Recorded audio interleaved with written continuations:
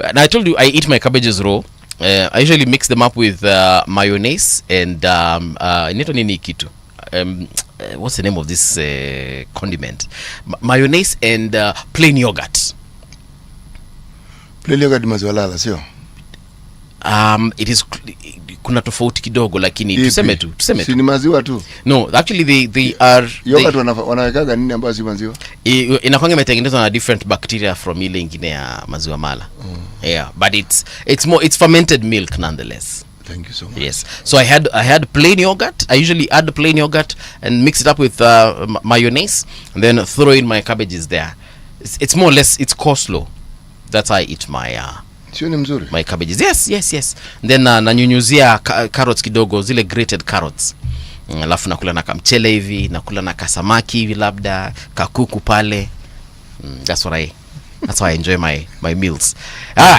Tunaingia katika celebration ya tunaangalia ni siku gani iko significant siku ya leo katika dunia. I found a very interesting story here.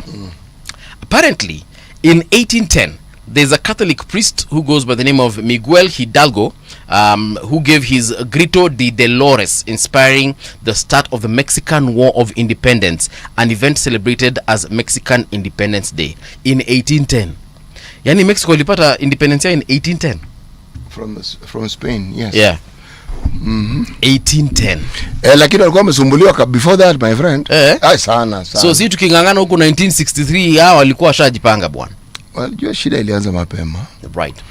That fever that got the nations, the seafaring nations, whether it was Portugal, whether it was Spain, whether it was England, and finding new lands and new trade routes, conquering and so forth. new worlds. Walienda huko kanyanyasa watu sana. Yes. Remember the Aztecs are Mexicans, eh? Yes. Okay. Yes. And their civilization was way way naivuruta kidogo. Because it's really way. It was way ahead. Yeah. One of the things that one of the Aztec gods was known as Montezuma. So wait. The what now? One of the what? Gods. Wale miungu. One of the Aztec gods. Okay. Miungu. Proceed. Alikuwa anaitwa, lakini boss alikuwa anaitwa Montezuma. Sasa hao jamaa walipokuja wajua forest, malaria, food, diarrhea. Diarrhea iliua watu wengi.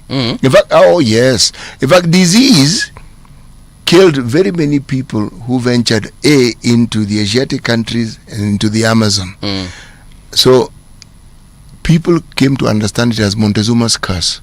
Sio jamaa, kuna mtu amekuwa diarrhea tu, malaria imekudinio. Hiyo sasa ni Montezuma. Yeah. Amewekea torch. That was the understanding. Walikuwa na believe hivyo. Wanasema hao walikuwa wanacheza na Montezuma. Kuangalia vile wanakufa. Washiki adabu. Okay. Interesting to know that actually a priest is one who called people to arms and told them yariba gosele garase la vista la kalapana, and now they went into the streets. A priest. I know you're wondering what I said earlier on. I'm not wondering. Yeah. I'm just marveling. You know there's a difference. Yaani mazee umejaribu kuchanganya Kihispaniola hapo kidogo umemaliza na panya. No. Nimesema yariba eserekasela rumeteke selega na panya. Si panya. The difference what? Umesema panya? You know what? Hebu tupatie medali. But I'm just repeating what you've said and then you're denying. Then you go and repeat what I've said. Kuna panya na kuna panya. Okay, tofauti nini? One is bigger than the other. The nya and the nya. There's nya. What I said was nya, and then what you had is nya. Mother tongue interference is not something that we cannot accommodate. I'm accommodating it. Okay. Bado ni panya. So. Okay, sawa. Sawa baba. Right. Bado tuko kwa zile methali za Kiswahili zile. Naam. Okay. Mbwa mwitu haogopi msitu. Mbwa mwitu haogopi msitu. Actually, that's sijamaliza. Msitu mpya. Mbwa mwitu haogopi msitu mpya. Naam. Hyena does not fear a new forest. Hyena ndio mbwa mwitu? Well, yeah. Wasi fisi? Ni fisi na mbwa mwitu pia. Same thing. Same family. Yeah, same family. One is ugly dog, the other one is small big-eared dog. All dogs. All right. Yes. So kwa nini haogopi msitu mpya? See, bro. The territory is the same. Same forest. Yes. It's just a forest. All right. Yes, just that it's new but it's a forest. Wajua mara nyingi. Naam. umuhimu wa methali ni kuelewa maana. Naam. Yes. Maana iliyofiche, maana fiche. Yes, wajua huyu mnyama anaishi mwituni. Naam. Okay? Ndio. So a new forest won't really bother it very much. Yes. Yeah. Yes. Okay. Mzee anakunywa busa, ukimpa changa atakunywa. Busa, unajua at least busa inakuanga na kaunga hivi. Busa inakuanga kama kauji hivi. Busa ni uji, fermented. Yes, exactly. And it is that fermented uji that you derive changa from, just so that you understand. Okay. Yes. So, and you know changa is the distilled. It's a gin. Yes, exactly. So it's distilled, it's in its purest form. Ile kitu maziko pure sana. Sasa unaweza imagine mtu ambaye alikuwa amezoea uji, and I'm putting it that way because that is what it is. Amezoea uji ambaye imespikiwa. Sawa. alafu sasa umpatie sasa the distilled version of that thing. Bwana, that's what we call kill me quick. No. Not kill me quick. Right. Get me high quick. I once saw someone intoxicated with changa, and it wasn't a funny scene. Like now that we've mentioned busa, were they trying to walk? Were they trying to? They attempted to try to walk. But even getting up can be difficult. Yes. Jamaa ameketi vizuri anaongea, kusimama hivi chini. But worse still, yes, talking pia becomes a problem. No. Even if they're not eating their words, there's an immense difficulty in them coming out. Suseme nani?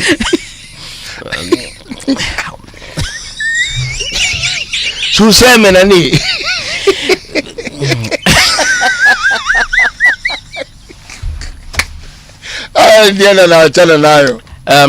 To our listeners, just know that alcohol should not be sold to people under the age of 18, and even if it is illegal, still not to people under the ages of 18.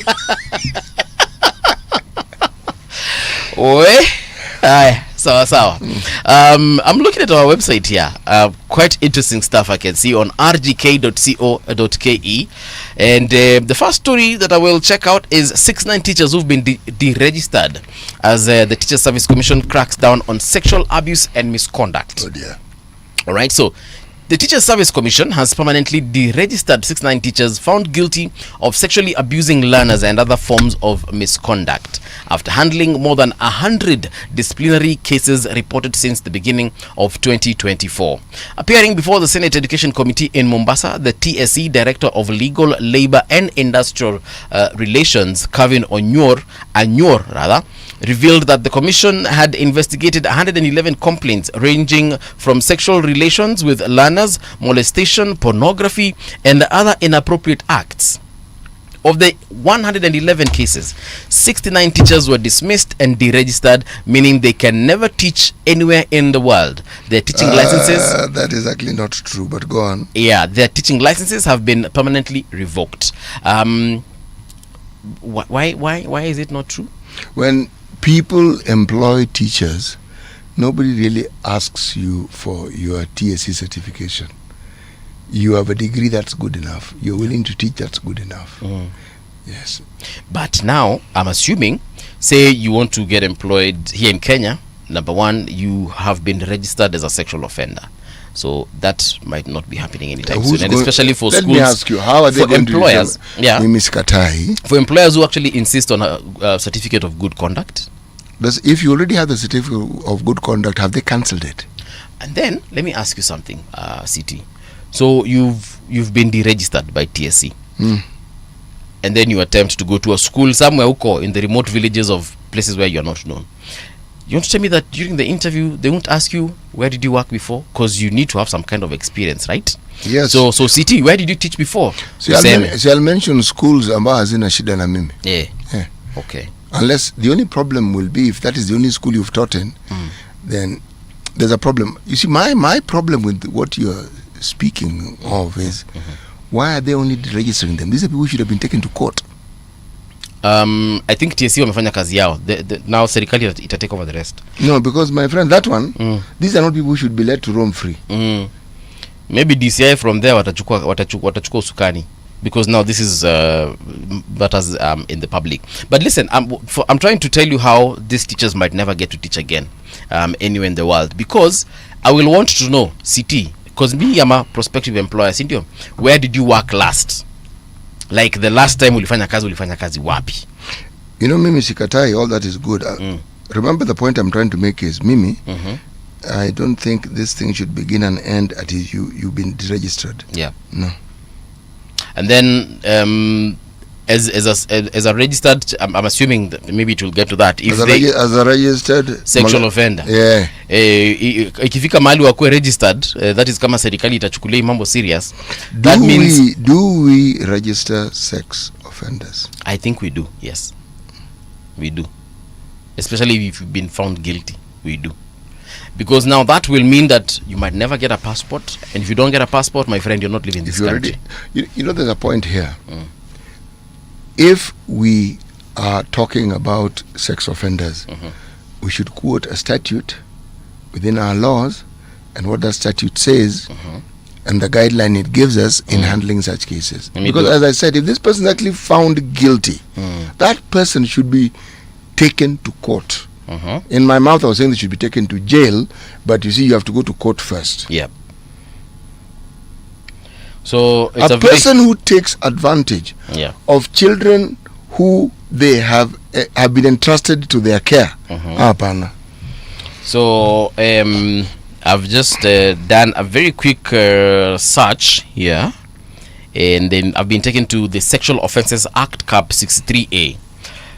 So there are a couple of things going on here as far as that act is concerned. Clearly I can't read all of them, but I think it's actually a very good conversation to have, so we can understand if indeed people are usually registered. And if there's a lawyer listening to us who deals with such issues, tafadhali, why don't you find us on our social media pages, that is at Radio Gen KE, and let us know if sexual offenders in this country are registered, and what are some of the consequences that they may face, especially when it comes to finding employment.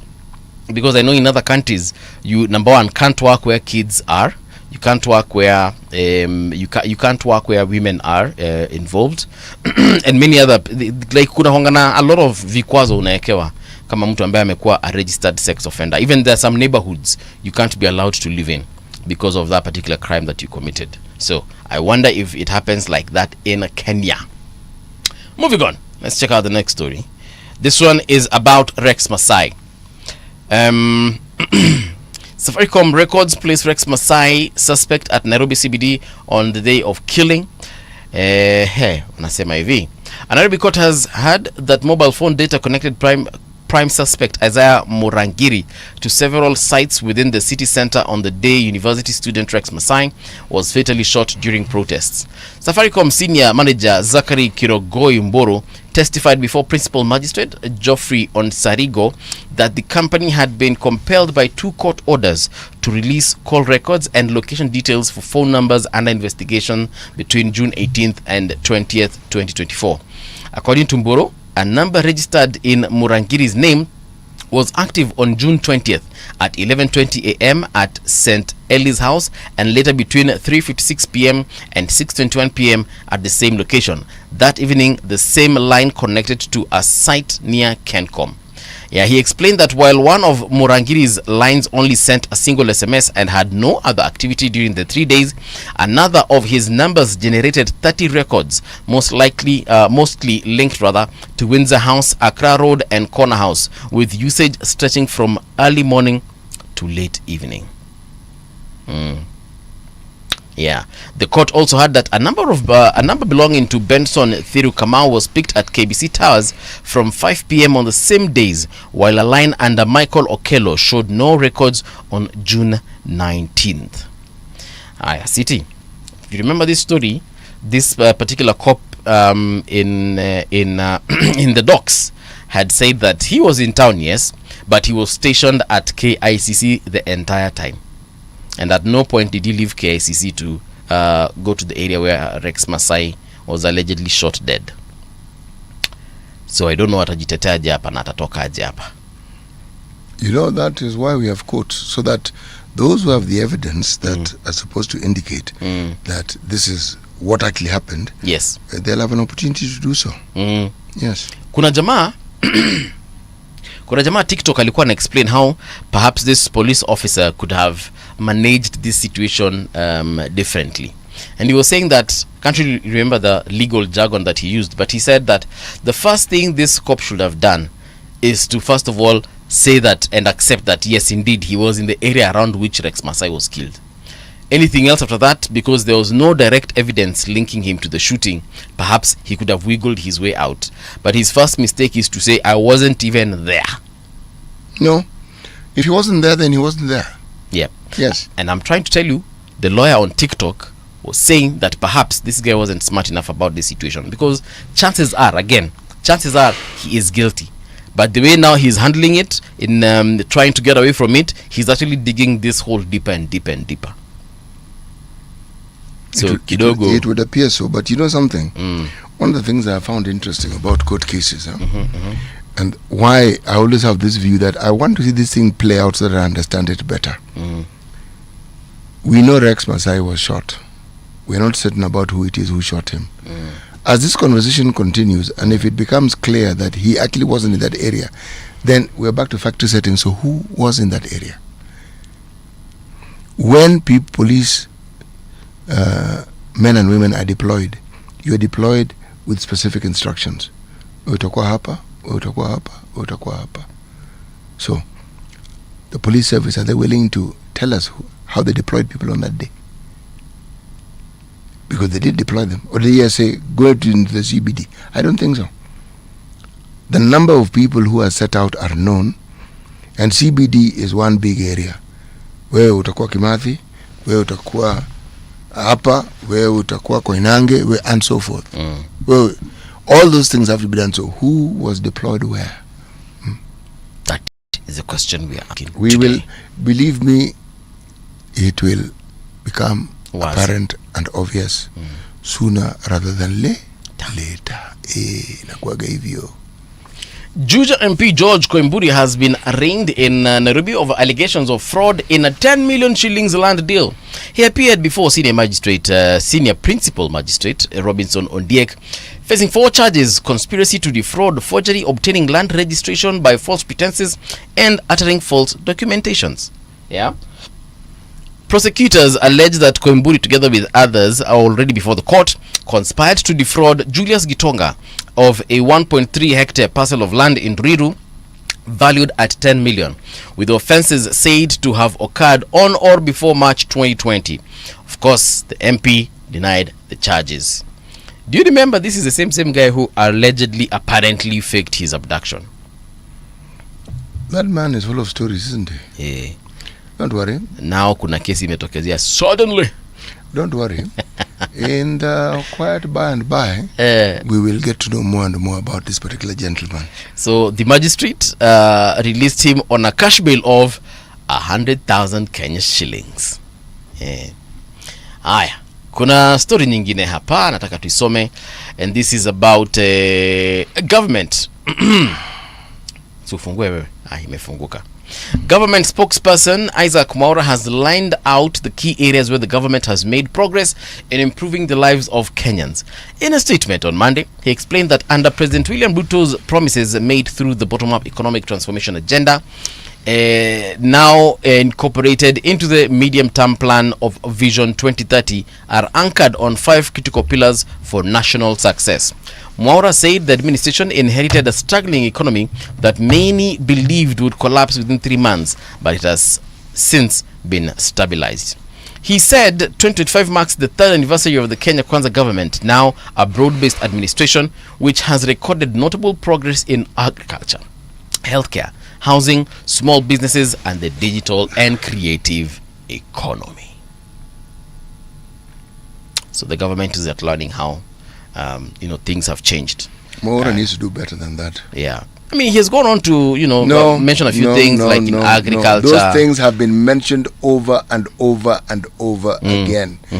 They need to be timely, not necessarily long historically so. Yes. In the last week, in the last month, that sort of update. Yes. We'll be giving you these updates every 2 weeks, that sort of update. Every month, that sort of update. So you know when you're getting an update. Actually, I think they would be good if given weekly. As I said, yeah, I'm being democratic here. The consistency element is what I'm talking about. This is one of when was the last time you heard Mwaura speaking? Okay. Mwaura should do better than this. Yeah. Because when the government spokesman doesn't speak out or tell us, the government takes a beating. Because people will go with what they know. Yeah. The government spokesman has more information than the ordinary citizen, has more information than people in the media. Now, if they are not informed accordingly, they will go with what they have. Yeah. Yes. Mi nakwambia wiki lingekuwa poa, because I remember when Dr. Alfred Mutua first held this office, that is exactly what they used to do. Alfred Mutua, in fact, you got tired of hearing Alfred Mutua, but that's the point. But I'd rather be tired. You cannot say he wasn't talking to you or at you. You heard him. Yes. Nasema nini? Serikali imesema hivi na tumefanya hivi. Nasikia? What am I saying? Ya kwamba tumepatia wakulima milioni 1 fertilizer. Daktari, tumesikia. Asante. Yeah. So, sawa. Yeah. Tumeelewana. Yeah. Wakulima 1,000 pia wamepata nini? Wamepata mbegu na mbolea. Sawa. Tunasema nini? Na pia mvua ilinyesha. I usually like the, how you ask people. Nasema nini? And you're like, si wewe ndio unasema, si tuambie unasema nini? It's like he's talking to himself. But he's asking himself, what are you saying?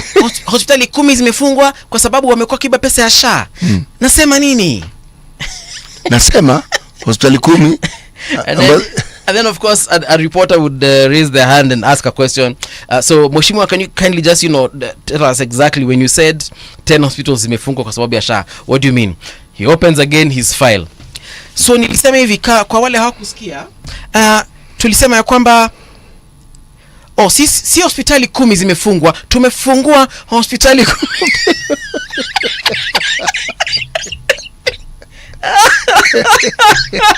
And then he would have to take away back everything he had said.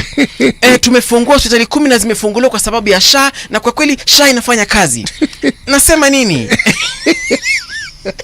And then another one would do a follow up. So when you said 10 hospitals had been closed, what exactly do you mean? Okay, watch it. Nilikuwa na maanisha ya kwamba kuna kitu tunafanya kufunga na kufungua.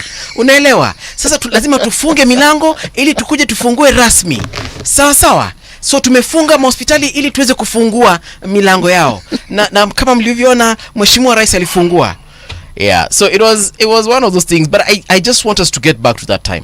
I honestly want us to get back to that time where we can actually get information from government on every single sector, because right now there's so much misinformation going around, malinformation as well, and disinformation. Munakuja mnaambua one thing by bloggers, of course, and we know for a fact there's some people who have their own malicious intentions and they will want to paint the government in a certain way, and to be honest, it is their right? But now it is the burden of proof is actually on government to come and tell us if this is what is working, and also give us some good evidences. Because it's okay to tell us, for example, there's a part where they have said about 2.25 million businesses have been upgraded through the Ministry of the MSMEs. It's a good thing and it sounds amazing, but where is the evidence? What does it mean, first of all? Yeah. And when you have upgraded, where exactly are these businesses? I mean, maswali pia takuja.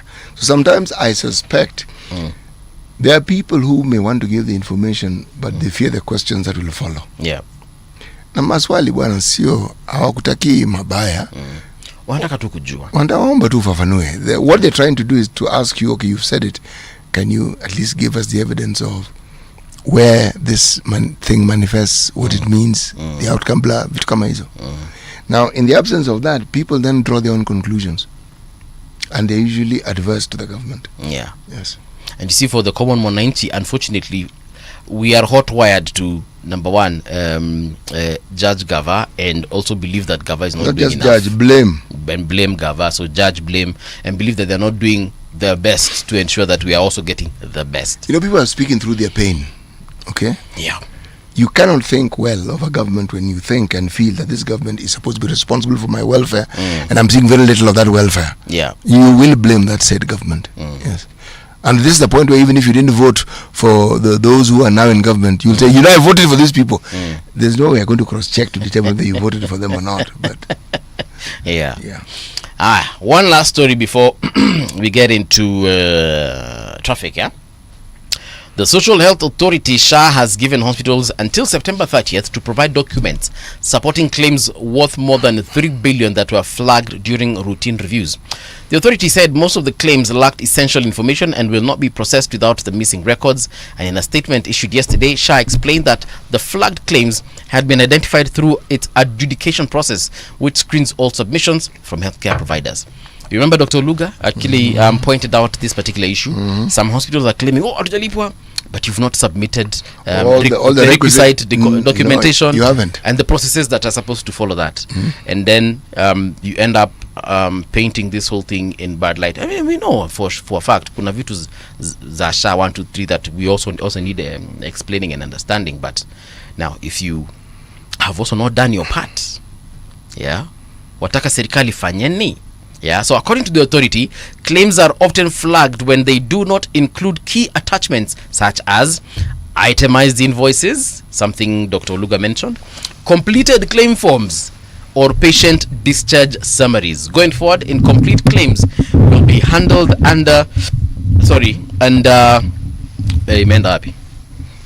going forward, incomplete claims will be handled under new procedures designed to improve accountability in the healthcare system. So let's hope. I wish we would do our part as patients, as hospitals, so that now when we are blaming Gavani, tuwapatie the blame ile wana deserve 100%.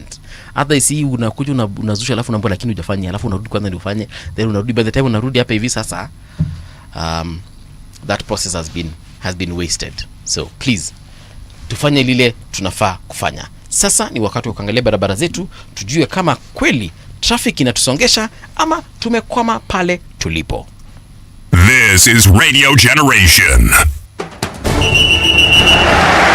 Brace yourself. Nairobi, Mogadishu City versus Kenya Police FC, September 20th at Nyayo Stadium.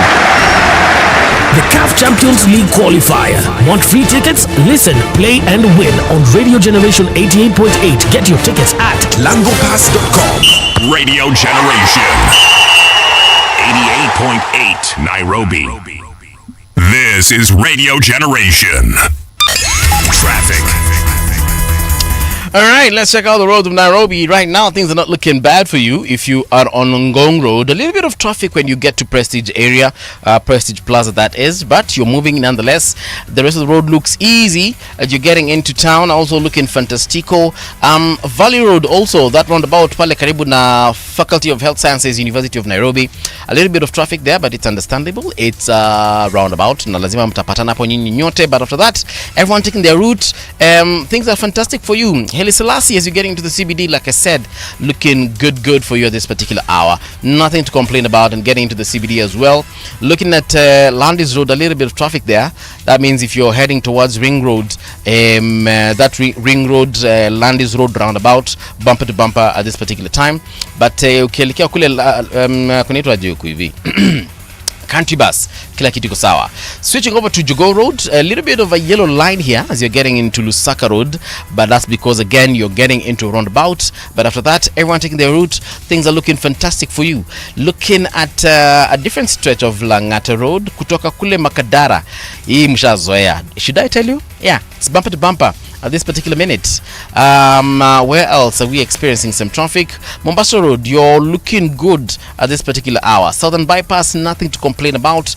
Eastern Bypass as well, kila kitu iko shwari. Anything on the roads you think we should know? Well, you know where to find us. Radio Gen KE. Traffic on Radio Generation. I'm holding the Daily Nation front page, and what I can see there is a very beautiful picture of State House, Kenya, Nairobi rather.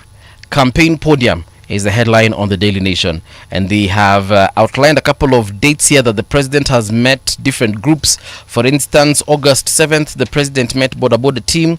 August 9th, the president met Nairobi youth. Nyamira and Kisii went to State House on August 15th, and 29th, it is Meru. So kama ni Meru County yote ama ni nani aliendoko hivyo. But on September 2nd, Kuria West and Kuria East walimtembelea rais. September 2nd, Turkana walikuja huku. And then September 11th, Kisii County walikuja kumwona Prezo. Muranga visited the president on September 12th. And then September 13th, 10,000 teachers Sitimuga went to visit the president. Na nasikia kila mmoja alijengwa 100 not 100 but 10,000 Kenyan shillings. Ukifanya simple mathematics, that tells you 100 million on just handouts alone was paid on that, and much more on logistics. Imagine feeding all these 10,000 people. Yeah. I'm just telling you the kind of monies that we are spending on hospitality, State House. For me, I've now understood why the budget for hospitality. Yes, I understand. It was anticipatory because there are all these groups who keep coming. Yes. Do you know what it takes to feed 10,000 people, Bana? Yes. The Bible preempted it with the feeding of 5,000, so this 10 is okay. But you know, Jesus was a miracle worker. He did it with 2 loaves and 5 fish. Jesus was a very adequate caterer, but which and the menu was simple. Yeah, I mean, fish and bread. Kwisha. Yes.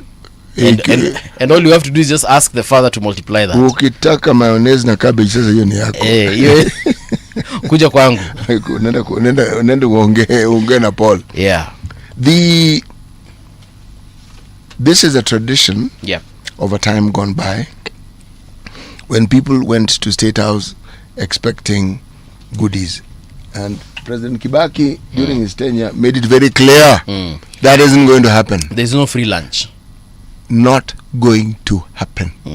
You come for the business that brought you here, and then you go. Large delegations of this sort. 10,000. No. Yeah. No. But we're now discussing styles. That was not his style. This is this president's style. Do you think that, number one, this is necessary? To whom? To the country. No. I mean, I would also like to have a sit down with the president. No, it isn't. In the order of things which are needful at this particular moment in time, no. Is it politically convenient? It appears so. That's why it's being done.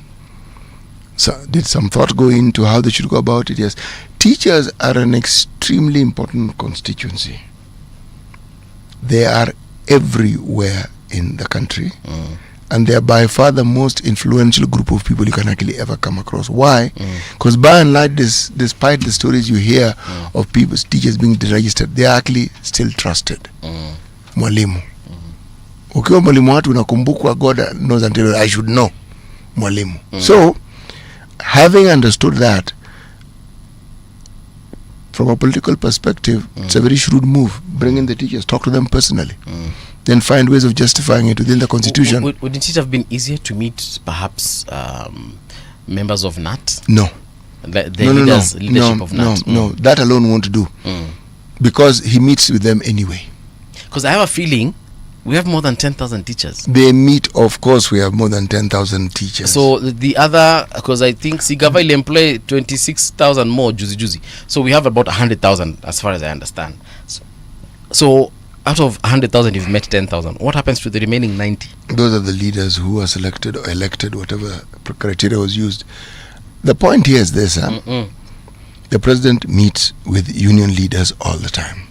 Okay? So that's already done. Yeah. But this is a nice free trip for people to go to State House, to get to listen to the president one-on-one, so that you can go and tell your grandchildren, you know, at that time I went to State House. This is purely political, in my opinion. And I think it serves a purpose politically. Yes. Okay. The question you're asking is it good for the country? No, I don't think it's actually good for the country. I don't. Because it sends the wrong message. Which is? You see, you are selecting the people you wish to talk to, and the majority of people in this country who do not know where the next meal is coming from are not represented in this group. The government isn't coming out with solid solutions that one can listen to and hear and believe that these problems are going to be taken care of. What is you're constantly being told is the price of unga has gone down. We've heard that, and we know it is actually true. Yeah. The other truth alongside this is that many more people keep losing their jobs. Many people have had their salaries slashed. So people can't afford this low cost of living. It is low. Indeed, it is low. But they can't afford it. Yeah. So that bridge you need to bridge that gap. You need to merge the affordability and with accessibility. Accessibility means people have to have the means to access it. That hasn't been bridged, and that to me is a priority, because when you have very many people who cannot meet the basic needs, that's how you ferment problems. There are too many disgruntled people, far too many. That number needs to be reduced, and not by meeting the president at State House, but by them understanding and knowing that steps are being taken to alleviate the pain, the uncertainty, and the complete absence of livelihood. Livelihood here is the means with which to buy food and even to get the food or to access it. Those need to be taken care of. And if in the face of all that people see opulence, people see conspicuous consumption, okay, then the message that is being received is wrong, and people feel they're being ignored, and people feel that their interests are not being looked after. That is a problem. And you asked about the teachers. 20,000 teachers going to State House won't solve that problem. It's 10,000 teachers. I know. I've said even if there are 20,000, it won't solve the problem. This is a problem that needs to be addressed. So on page 7 of the same paper, it says teachers' medical cover to be enhanced after Ruto caves in. Yeah. Bags of goodies. The Minet Kenya scheme was extended last year after tutors resisted the plan to transition to SHIF, and President directed that the scheme be reviewed to match that offered to public service officers. But see, again, here's a problem. The MPs have their own share. Teachers have their own share. The police service have their own share. Come on, man. Yeah. For this thing to work, everybody has to be under share. Everybody, I mean ministers, MPs, PS, everybody has to be under share. Then it works. Yeah, 400,000 teachers employed by the TSC who are expected to receive a better medical cover after a meeting with President Ruto. So they're not even 100,000 teachers, they're 400,000 teachers. The point I'm trying, no, the number of teachers who actually exist at that. That's why when you're told only 23,000 have been deployed, you're asking, and how is that supposed to help?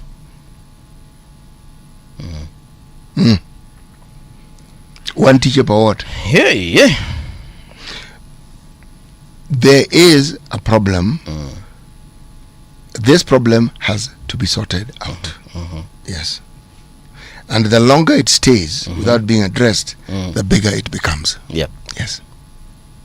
Sasa sijui hapa watajipanga aje, lakini lazima watatueleza, sio? Lazima wajipange. Yeah, so that story is on page 7. Why don't you get yourself a copy of The Nation to see what exactly is on that. So varsity dons set to paralyze learning over salary arrears. Again, this is another, and tuliongelea kitu tu jana.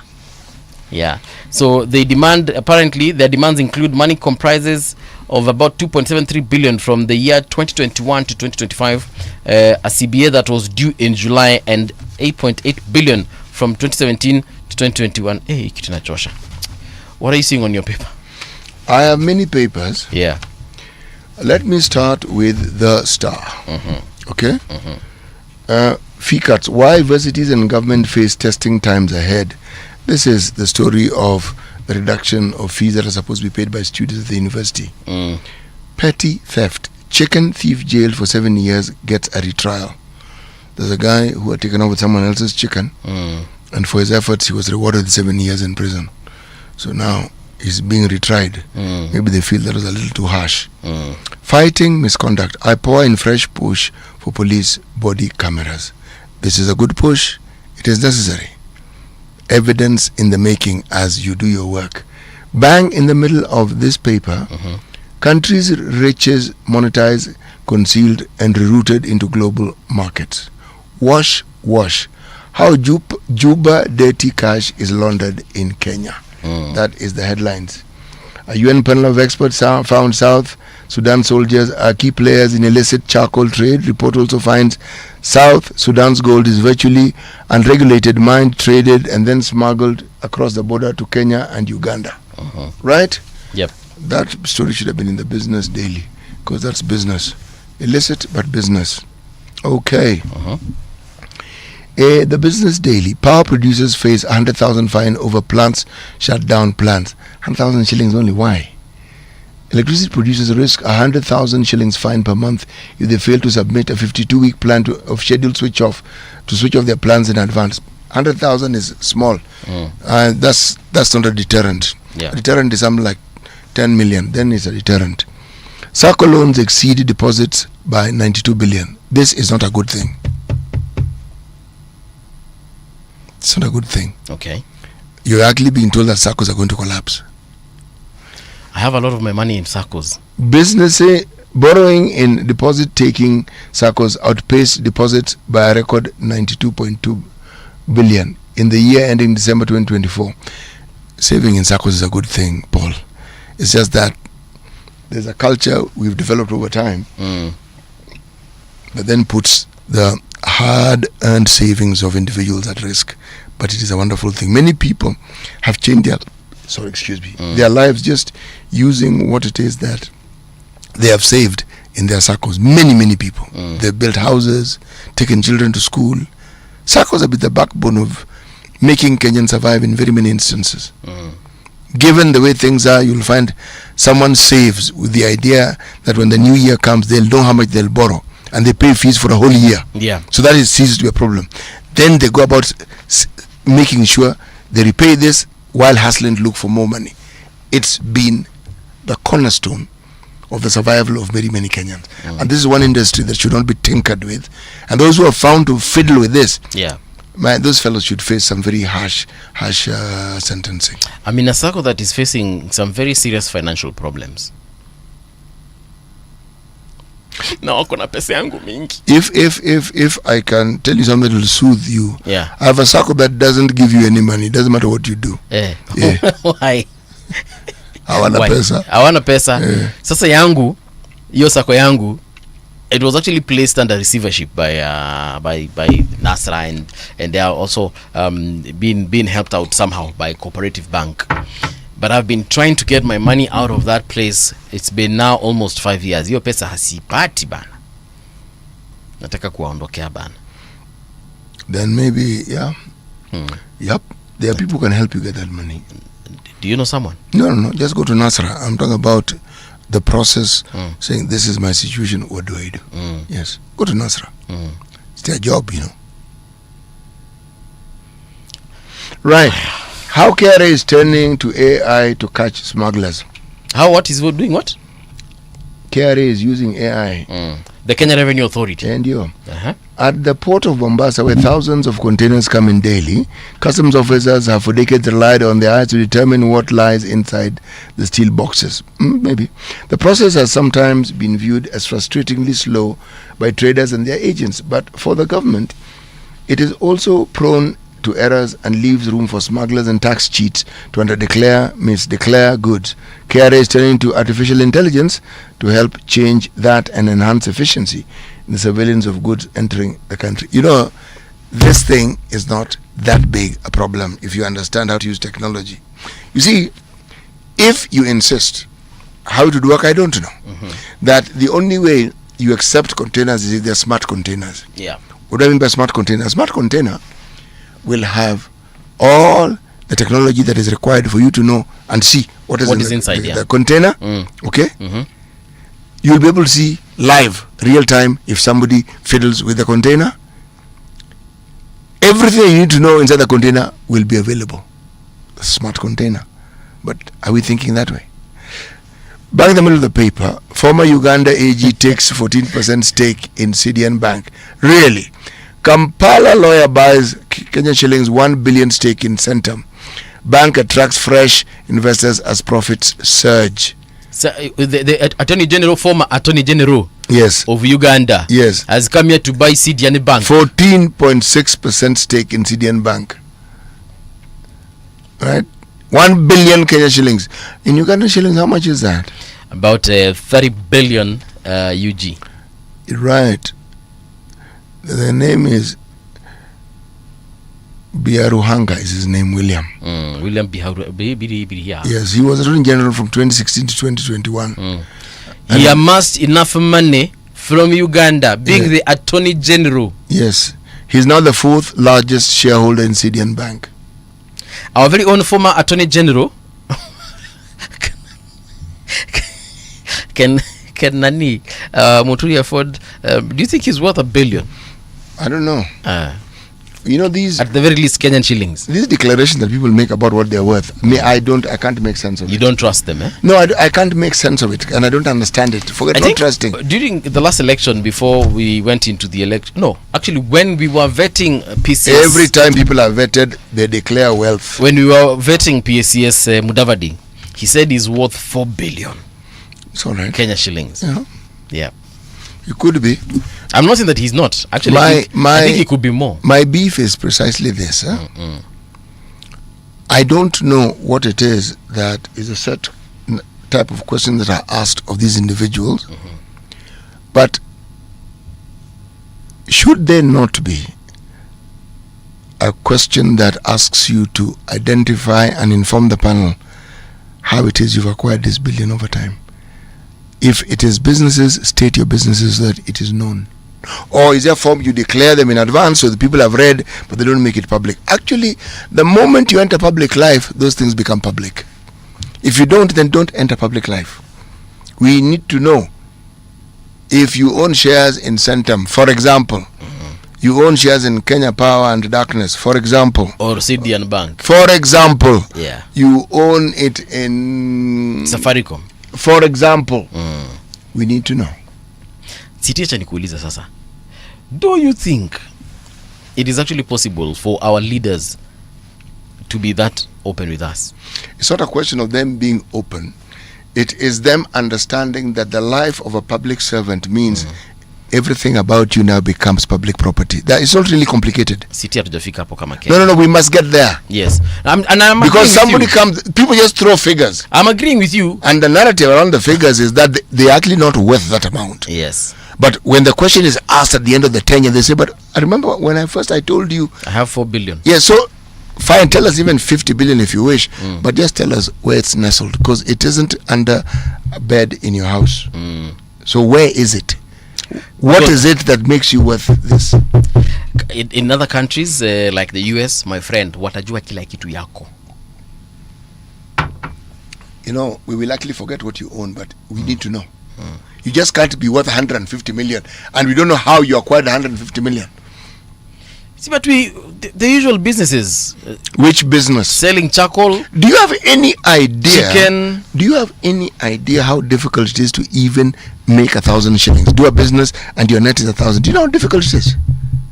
Yeah, I know. I was in business and I made losses every day. That is business. Yes. Before you start making money, you make losses. So when someone suddenly tells you that they are worth 100 million, fine. How? The how has to come in. You just can't be worth. We are a country where people are wealthy, and yet the means of production and the value addition of whatever business they have cannot be seen, and yet they're worth that. How? That's pure magic, you know. I know.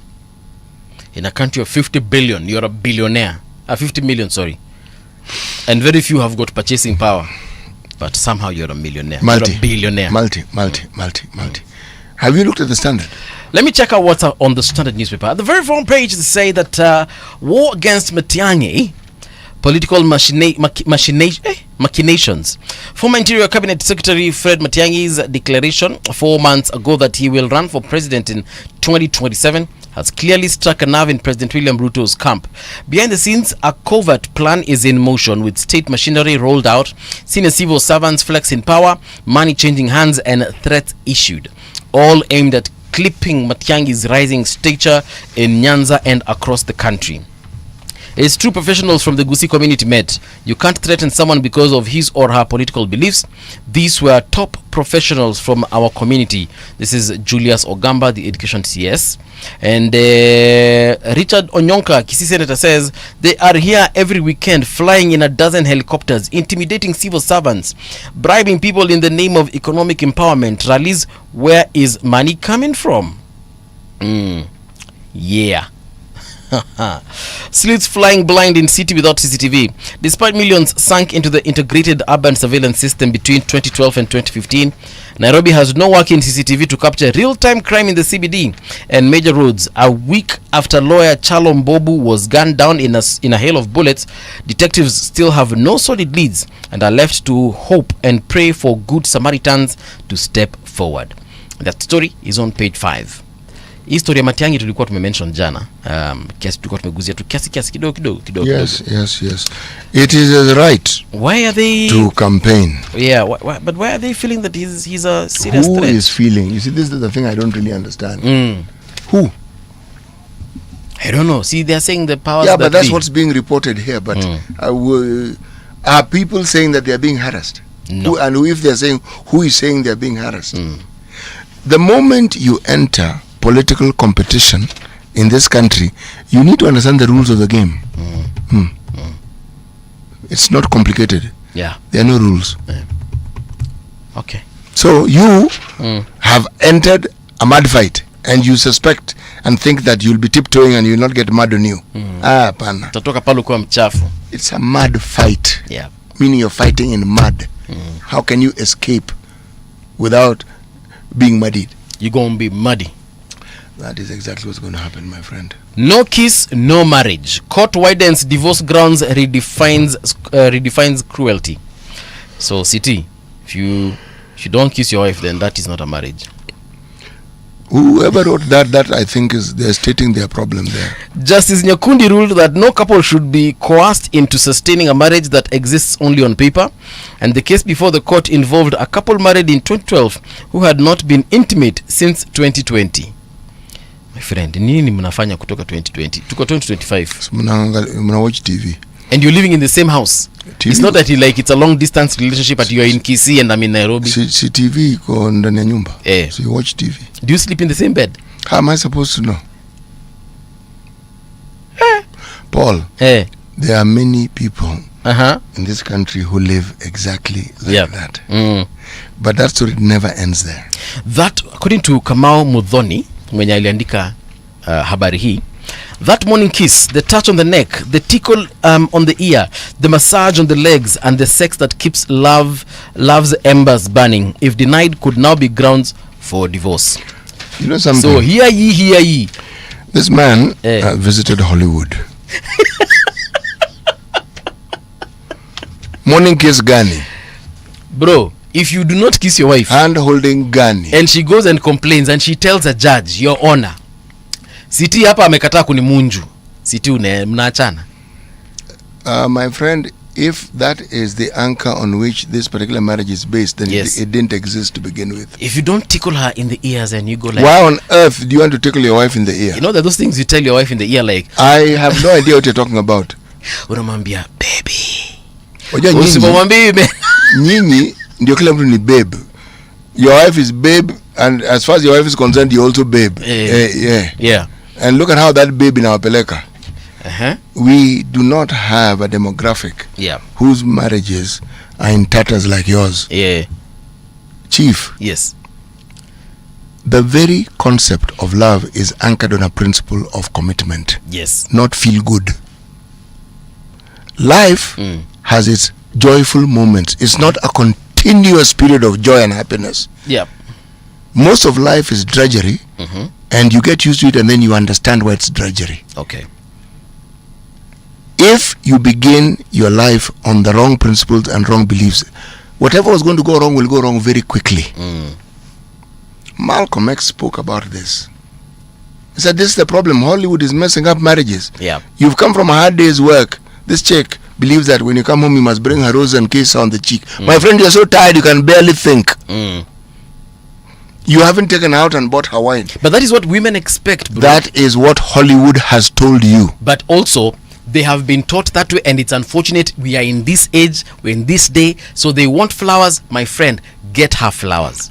She wants that fancy dinner at Ole Sereni, take her to Ole Sereni tafadhali. She wants that fine wine, the Sauvignon Blanc or the rosé. Get it for her, bro. Bro, yes, you are walking on very thin ice. Focus on the serious things about life. So you don't get your person Chardonnay? That's not the point. The point is you get her, Chardonnay. The point is this. Right. That should not be the focus. And it is the focus for many people. And that will tear that relationship asunder. Yeah. Because now expectations, when not met, is followed by immediate disappointment. But then you have problems. Isn't that the conversation you should have during courtship before you decide to tie the knot? Courtship is where you put your best foot forward and lie through your teeth.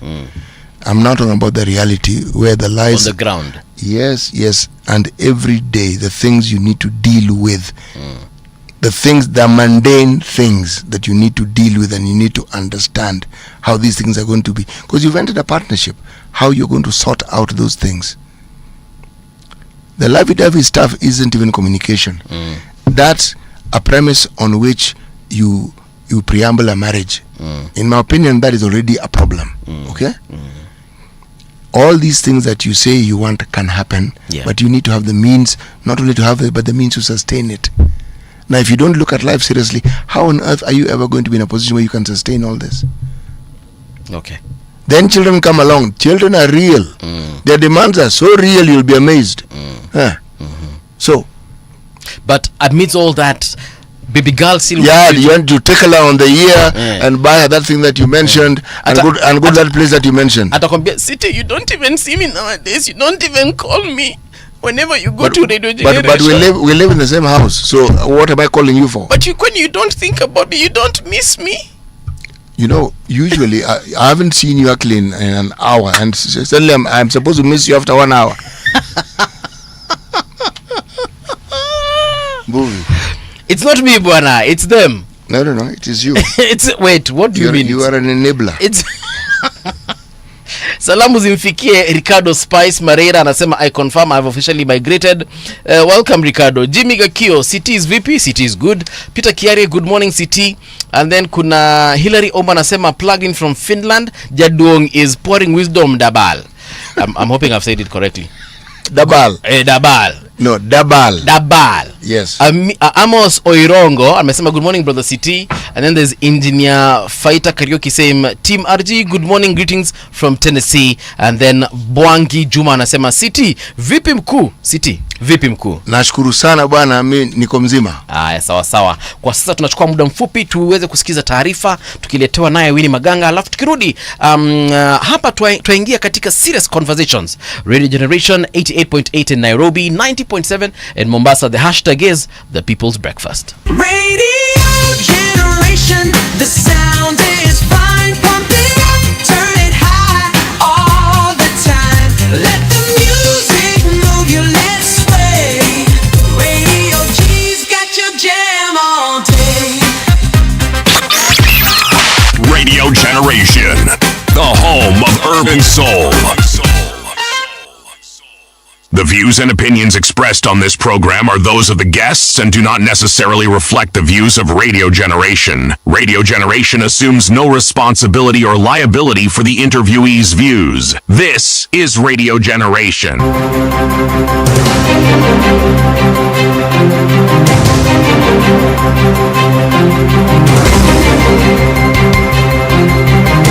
This is the Radio Generation News. Good morning, I'm Winnie Maganga.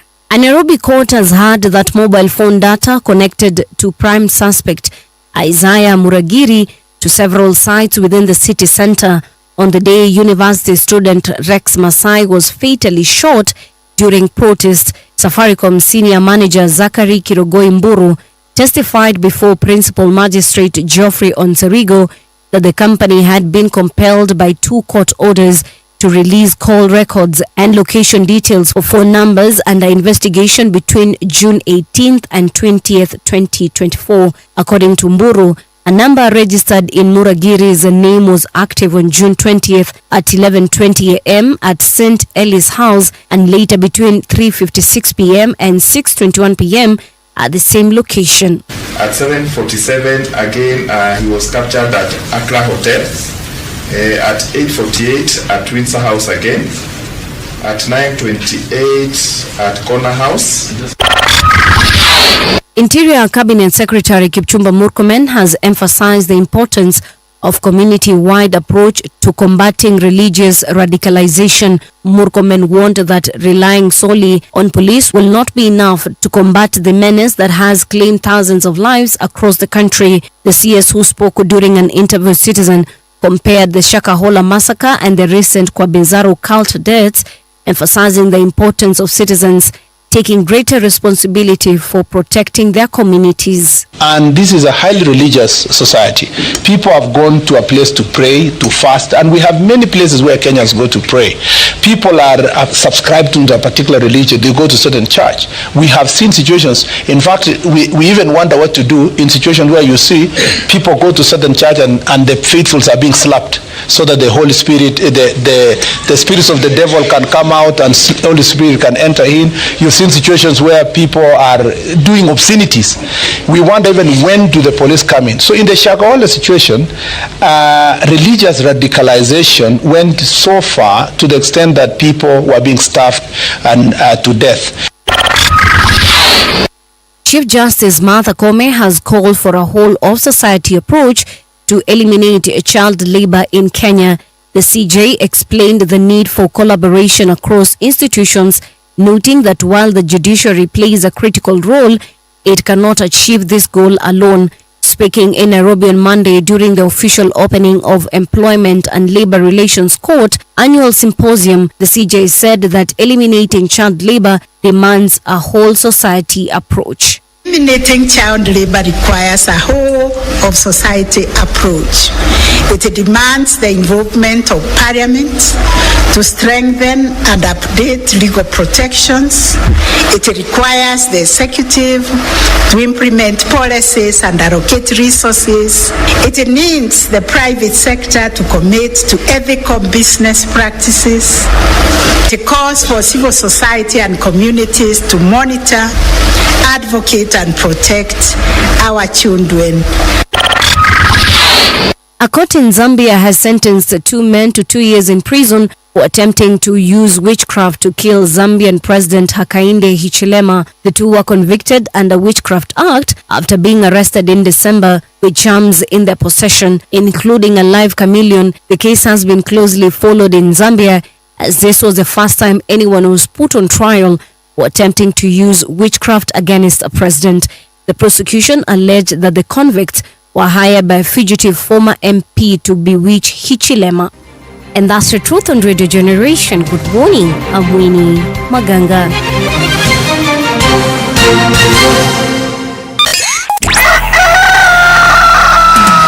In the beginning, there was morning radio. But now there is Radio Generation's The People's Breakfast. Curious and bold, getting facts from the shadows. That's what it is. Now, as the city wakes and secrets stir, a bright new voice shines. The People's Breakfast. Your morning, your voice, your journey. Good morning. Good morning, my neighbor! Welcome to the home of hard truths and bold insights. Radio Generation. A very good morning to you. Welcome to Radio Generation. The time right now is 6 minutes past 7 o'clock. My name is Mongala Mbuvi. Tuko naye City kwenye studio. Our frequency in Nairobi is 88.8 FM in Nairobi and then 90.7 in Mombasa. You can also find us internationally. We are on rgk.co.ke. We're live on YouTube as well. You can check out Radio Generation Kenya. That's the channel. We're also live on X. That is at Radio Gen KE. This particular morning, we want to talk about e-citizen again. Yeah, the e-citizen question is what is on our minds today. And to help us have this conversation is the CEO of Webmasters Kenya Limited and founder e-citizen, that is James Ayugi. James, a very good morning to you and welcome to Radio Generation. Habari yako? Salama kabisa. Yeah. Naona unakaa that car signature coffee of yours, eh? How many of those ones do you have, by the way? Nilikuwa na moja, sasa hizi nimeongeza. I think niko na collection ya kama 3-4 hivi. About 3-4. Where they keep on changing colors, but it's a nice style. I like it. Welcome to Radio Generation. Asante sana. Yeah. Of course, a lot of people have asked questions over the last couple of months. I'm sure some of them you've answered, but there are some who have absolutely no idea. They're probably hearing and seeing you for the very first time. So allow me to ask this question again and again and again. Webmasters Kenya Limited, right? What is your role as far as e-citizen is concerned? Okay. Thank you first for giving me the opportunity to be here and talk about the citizen. Right. Of course, this issue has been there for the longest. I think some of us wanafikiria ni 1 year or 2 years only. For the last 10 years, citizen has been there since 2014. So Webmasters is a company that has been there in the last 10 years, amongst other companies who are offering services to the government. Right. So currently we offer support services in relation to e-citizen, and we work with the government closely in terms of enhancements and improvements. Yes. Yeah. So that's the only role that Webmasters has as far as e-citizen is concerned. Webmasters, we are the creators. We are actually supporting it. Yeah. So Yes. everything we're seeing on e-citizen right now, you guys are the ones who created it and made it look the way e-citizen looks like right now. That's correct. Yeah. So even all the other services, I think right now we're told by the Director General of e-citizen that there are about 22,000 services on e-citizen. You guys are the ones who onboarded those particular services. Yes. When we talk about 22,000 services, Yes. I don't even remember the last time I counted one mpaka even 1,000. I think if I try to recall anything, it is those days when tulikuwa tunapepeta boli. Yeah. Those are the days when I counted. Now 22,000 is pretty massive. And what people do not understand is all these services were done by Kenyans. These are Kenyans who they are not in the limelight, but behind the scenes are the ones who believe that it is possible. And there are also so many other companies involved. Webmasters is just one of them, especially when it comes to web related technologies and all that. But there are so many other companies involved. So when you talk about 22,000 government services, Right. it means there are certain services that were operational and were being offered by probably a different company. All right. And then we onboard. By onboarding, it means you enable them to be able to collect through the payment collection, and then you also enable single sign-on. So currently, when you log into any service on a citizen, you use the same login credentials. Yes. And also you'll pay using the same single treasury account, which is the 33322, and then the bank, all of them are linked to the same account. Right. Yeah, so it involved working with several hundreds of suppliers of government, and also several thousands of government employees, just to make this happen. Wait, you work with a couple of thousands of government employees? What people do not understand, Yeah. when there is a presidential directive, it is usually all operations aligned. And in that specific case, there were so many government agencies that were aligned Yeah. by the DG's office for the onboarding. Yes. So we worked with thousands. I when I play back my memory, we will go back to rooms with thousands of employees. Data. No, not data. We are talking about people responsible for offering the government services. These are the different government departments. Okay. So okay. when you talk about the 22,000, I'm just taking, For example, you had people from NTSA. NTSA was our anchor. It was the first one. The first one, when DG Major was, so when e-citizen was in the pilot, NTSA was the first customer, and it was because NTSA serves majority of Kenyans directly. Okay. So we wanted a service that is more impactful, and driver's licenses affect probably everyone who wants to drive, and other services. So NTSA and then immigration, Logbooks, nini. and then immigration. They pretty much, all Kenyans have probably gone through those two agencies. Okay. If they are not going to interact with government again, at least they'll interact with immigration, and they'll also interact with NTSA. Yeah. So immigration is for ID and citizen related services, Yeah. and then NTSA is for nini. And then there was also amongst the initial services, marriages and the businesses. So we started with 10 for the pilot, but we realized that 10 that were initially contracted Yep. was not the reality in the ground. Example, when you go to NTSA, Yes. you realize a driver's license is just not one service. There's a driver's license, there's interim. You know, when you're given, there is a provisional driver license. So these are services that you pay to the government. When these terms of reference were coming in, it just says driver license, but it was not so clear what it means. Okay. So the moment we got in, we realized that there are so many other services tied to the driver's license. And these are things that probably will have taken years. Yep. If you're hiring someone to do an analysis, it will have taken years. And somehow the government gave us the privilege to pilot. Yes. And to test. Okay. So from the 10 to 22,000 services, Yes. the second term of the previous regime, there was really nothing done.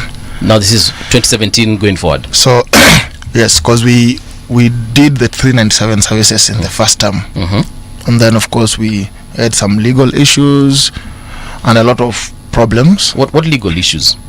Some of our providers went to court. Yes. And it took longer to settle.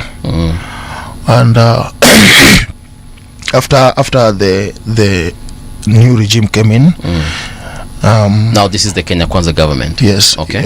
it was very clear in the president's vision that he wants to digitize government, Services. and we were already in the play. We were already offering it, and it was like, how many services have you guys automated? 397. We actually thought it is 5,000 services. So, before we even think of other providers, Yeah. since you're in the play, I want you guys to fail before we're able to say now this one is not possible. What people do not understand is our motivation is pretty much from the president. Him is the one person who motivates everyone who works for government. But from our side, Yeah. we are looking at it as an opportunity. So these are just young Kenyans, Yeah. in the few hundreds who just want to innovate. Yeah. Sisi, we are not in the politics. Sisi tuko tu like, wow, this is what we wanted. An opportunity. So when the new regime came in, this was one of the key agendas. Yeah. You've said a couple of youths. You said 100 young people. Is that how many people are in webmasters? That was hypothetical. No. Our consortium brings together more than 350 employees. These are people who are directly involved in support and maintenance of a citizen. Okay.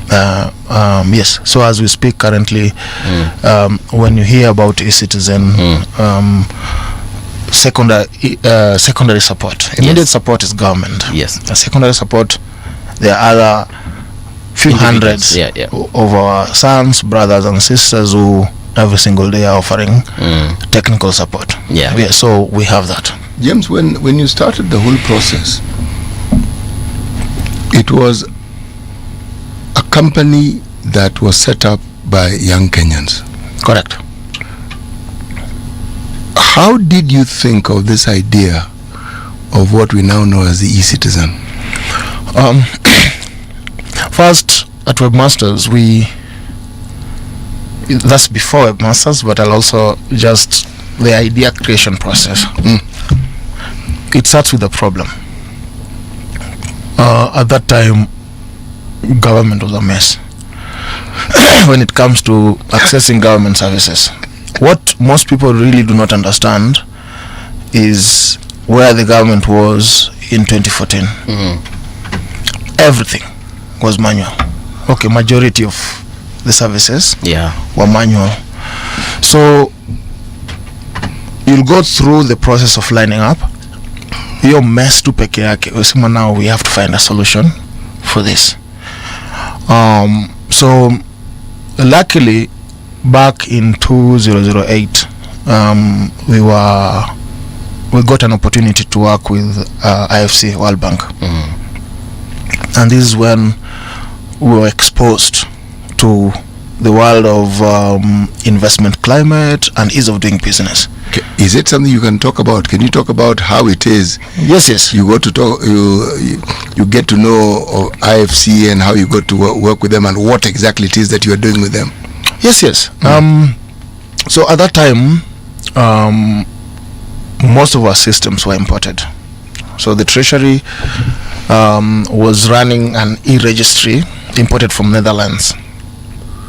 Norwegian. So it was a Norwegian company who had won a World Bank tender to support the e-registry. This is back in 2008. So when there was an opportunity, because one of the problems was sustainability. Most of the World Bank projects have those kind of things, so it needs to be sustainable. And it was very expensive importing expertise from outside to come in to Kenya to support our system. So the World Bank wanted a local vendor. And you were already in existence? We were already in existence, but not just existence, we had experience. What experience did you have, and in what field had you garnered this experience? You see, interestingly, my internship was in government. What did you study? Because if you have you were interning in government, what did you study? What is this thing that interested you? I'm a student of the universe. I'll explain. Back in the days, yes, there was no really good teacher who even understood the internet and the web to even train well about anything software engineering. So sisi ni wale ma students wenye tunasema self taught. Ulijifunza. Unaingia YouTube, you want to learn web design, unaingia una search, unajaribu, unashindwa, unajaribu paka unapata your first client, anafurahi, and then you move on. So we back in 2006, after a few years of trial and error of designing websites and of being a student of the universe, yes. I walked to the Ministry of Foreign Affairs. Unaingia hivi kwa mlango, sema I want, because actually this is a very interesting story I've never shared. Back in the days, kama bado I'm staying naishi Ololo Kaloleni. Mimi nilikaa Kaloleni hapa hivi karibu na Makongeni. Hapo sasa unalipa rent ya 1500. Shilingi ya Kenya taslimu. So unatembea kukuja town na una reason. Unatia tizi. Unapiga kaguu. So back in the days I was like, how do people really make money? Because unatembea kwa barabara, watu wako na magari, nyumba zinajengwa, na hiyo jogoro, na wewe mwenyewe ile jogoro na hiyo traffic. Mazee, hiyo kitu ni ndefu bwana, na hata mahali pa kutembea ni shida. Yeah, so like how do really people make money? Because kuna pesa, mimi tu ndo sijui. All these buildings, all these cars, kuna pesa mahali. Hey, there's something I really don't know about life. Yes. So I just decided niaje, I'll start asking someone that I feel like kuna pesa kunishinda. So now the only way I'll tell kuna pesa kunishinda ni gari at that time, because you don't carry your house and don't know where you stay. So so someone atakuwa amepark mahali, sema I love your car. But, and so how did you buy it? Interesting, people were open to sharing. people who have nice cars love their cars, and they love talking about their cars. So watu waliniambia, and then just one guy, the face ishaanza kufed, but I remember the name is called Pius. Yes. Aliniambia, you see, most of these houses and these cars, these guys are usually government vendors. Government is the biggest consumer in a market when it comes to services and product. Hao ndio wako na pesa kushinda kila mtu. So find something you can supply to the government, and ukishapata you'll on your way to owning a car. Did you say a car like mine or just a car? Wacha nikwambie, I think at the first stage of life, you just need a car So long as to feel good. As long as it moves. Hata mimi nilipata pesa nikanunua gari. Yeah, so when now we got into Ministry of Foreign Affairs. Me personally, so I'm just telling you, after someone said, oh niaje, find something you can do to government. What can we do that time is web design. And at that time governments hazikuwa na anything interactive. It was just basic websites. So I said I have to find a government department. So I walked pitia industrial area, nikatokea hivi hapo Central Bank. You just looking for a government office, hata ujui government office nini. Remember, you really never really interacted with government. When I just play back that old memory gap, you're just a hustler from the hoods. Unasikia kuna kitu inaitwa government, and you really never interact, and you want to offer a service to government. So you walk in, and then unapita hiyo Central Bank, unaambia Central Bank hiyo ni Central Bank. So ukienda hivi nikatan right, naona police, asma I don't know anything, I can't offer to police. And then I see now Vigilance House. Unaona venye kutoka that is the same road that Foreign Affairs office iko. Barabara ni hiyo. Yes, so ukielekea mbele utafika kwa AG na kadhalika. Ukitoka hapo Polytechnic pande hivi Dallas. Unajua, I'm just playing back then when I was like 23-25. So you're walking to a government office, and I saw Ministry of Foreign Affairs. And then anaenda kwa reception, sema I want to see IT, someone in charge of ICT.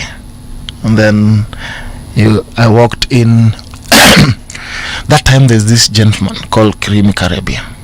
You know, I usually like telling stories that are verifiable, and so this is the director of ICT. The guy later on became Minister of Defense, became ambassador, alitembea. By that time he was young, director of ICT. Kwambia, I can make your website look good, and I'm not going to charge you. Wakanipatia kiti. Sema, okay, what do you need? Sema, I just need a computer and the internet connection. I want to learn, but I also want to contribute. Sema, ndio. For the longest, it was just chai, the computer, chai and lunch, and tatembea nikirudi home for almost a year, just to try and build the system for Ministry of Foreign Affairs. So that was your internship? Yes, that was my internship. And after that, there was Ministry of Information, needed a website, Department of Film Services. By the time IFC World Bank was looking for a local company with experience working in government, I was the one person with experience with more than 10 ministries. And you offering free services to all these people? Later on, nilipata ka 50,000. You know, someone will tell you, okay, James, we don't have budget for big budgets, but there's usually petty cash. Government iko na up to certain amount they can spend without big procurement. So hizo vitu wananunua. So it was just amongst those petty cash. But for me, nilisema this is the space I really wanted to play in. So I wanted to really understand government end to end at that time. I never knew about the future. I just knew one day we will offer end-to-end government services, but you need to understand government from the foundation. So we got an opportunity to work with Ministry of Lands. These were the foundational systems in the initial days, and be part of the research about how to digitize government services. Unaweza soma some of these researches, una realize they just modeled for people to make money. Wewe unajua you're thinking fast as a Kenyan and also thinking to offer service. Bado hujakuwa log na hizo so many other politics, some corporate politics, some international politics when it comes to offering this kind of services.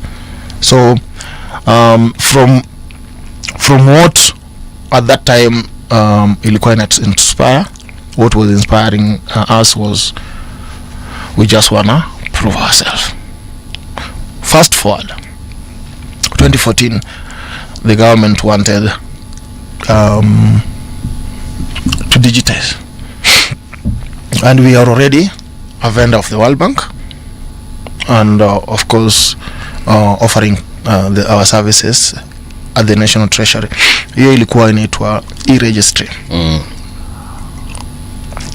Ili run between 2009 ikaendelea. So e-registry was a collection of all licenses you need to start a specific business. You see, most people attend a registered business, but they really don't know what license they need. There are usually so many other licenses that you need. So e-registry was pretty much designed for that. Yeah. But during the process of developing e-registry, at that time it was purely log into e-registry, work activities zako, and then the system will list the licenses you need and which agencies, and then you can download the forms. It was big deal.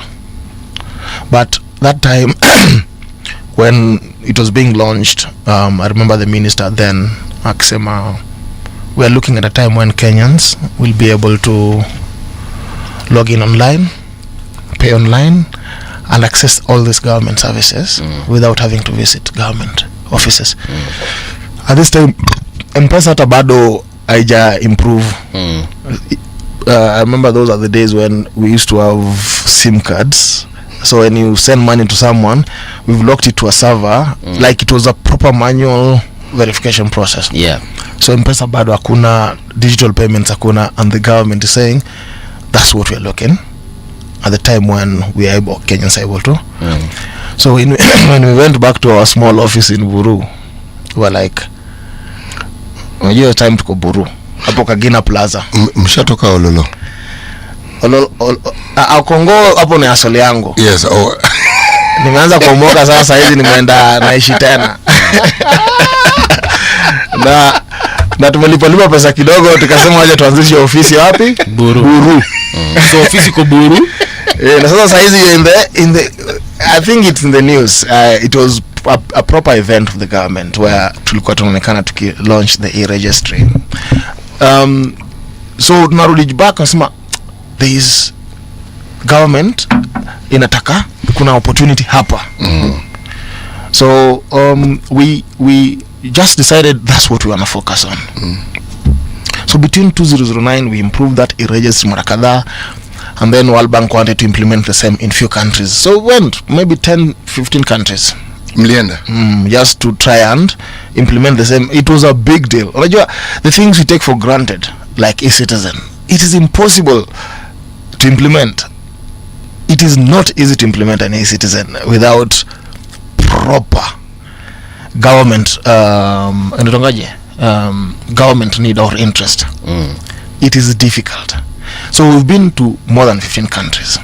On the continent or outside the continent? In the continent, we've done PR outside the continent. At that time, sasa, they just wanted the e-register. Hiyo kitu yenye nakwambia hiyo ilikuwa the initial foundational, just normal. That is what those governments wanted. Hiyo tu, an e-registry. Yeah, just to know what licenses you need. But utalipa tu cash, utafanya, download form. It was innovation. Because internet is not still understood hiyo wakati. Watu waelewi internet ni nini. Actually no, as far as we are concerned, it was called web. Yes. Yes, and this internet, we came to understand it much later, but everything to do with the internet we knew was called the web. Yes. And that's why we came up with web masters. Yes. So when we went back to our offices, tukasema this is what really we wanted to do. So we focused between 2009 to when the government now the new regime came in. Still we are not very exposed to everything, but we have experience. We worked with several governments, and we already a supplier of the World Bank and all that. So when I was called to present back in, because I know these are some of the information and people really want to understand some of these journeys that transformed into. It's actually very important. Yeah, and so between 2009 to 2013, tumeingia, the government wants a service provider to do digital payments, and here there are big bosses. Najua mambo na payments ni banks. Mostly it was a bank's play. And some software companies hazikuwa zimejiestablish sana. Kulikuwa na individuals wanajaribu, but when it came to digital payments, banks were solid. So everyone presented. How many were you who made your presentations? Mimi peke yangu. Wewe peke yako? Yes. There was nobody else who made the presentation? No, there are other banks like KCB. Oh, they actually came with their teams. Wao walikuwa na timu yao. Mimi I was just a one man guitar that time. Okay. It was a young company, a startup, maybe with less than 5 people. But we were the only people with actually real experience and a product we could show. Because I remember when we were presenting, we actually showcased a working product and the vision. So tuambia, for the government, it's not just about getting the money. You need to understand that Kenyans also want the service. And we realize that, of course, the perspective of the people at that time believe that payment automation will solve the problem of corruption and all that. And this is because that was what was exposed to them. So no one really actually thought services can be tied to payments, and it works. No one was really ready to take that challenge. So watu walikuwa wanataka kuweka ma point of payments. Hizi ma naitwangaje? POP. Kuna hizi ma ATMs, PDQ. But kubwa where you can actually, unajua kama hizi za we can actually punch self-service the ATM machines. Yes. But sasa kuna hizi za service systems. So self-service. It's like self, but for payments. Okay. So you will go, it will be distributed. It was supposed to be in the thousands.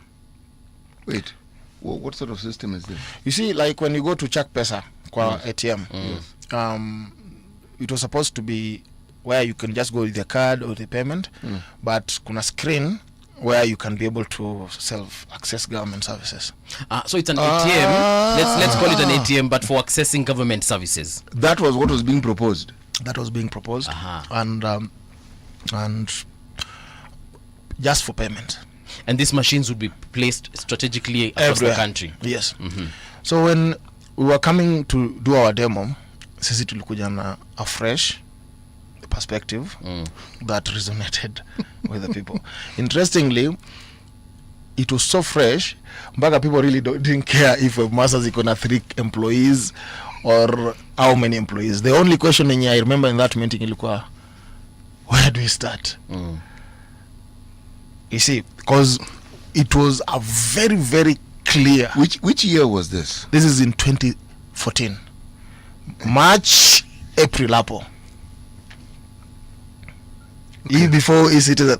And then we are being told there's a directive to launch government services by July 1st. This was the digital transformation that the government was talking about. Yes. And it's clear they did not have a clue as to how to digitally transform. That's correct. Right. So at that time, at least tulikuwa tumezunguka and really we had some proper experience with few agencies, but not with all of government, but tulijiamini tu. Unajua ya Kenyans ni wale wase wenye wanajituma tu. Wasema ni aje, we can do this. The day of the launch, systems crashed. Yeah? Everything crashed. Alafu sasa you really don't know what to do. You know, people really don't understand what it really takes to have a citizen run. So, is it at the point where people were gathered waiting for the launch that it crashed, or when you're beginning to set up that it crashed? During the launch, you know, sasa iko live. Yes, it is live. NTSA imeleta all driving schools. Tuko saizo KICC. You know, a citizen was launched by the President Ruto. It was never launched by President Uhuru. President Ruto is the one who launched. It was started when he was deputy president. Or when no, it was launched Kamako president. When wait, so all this time that we've been using e-citizen, it was on pilot.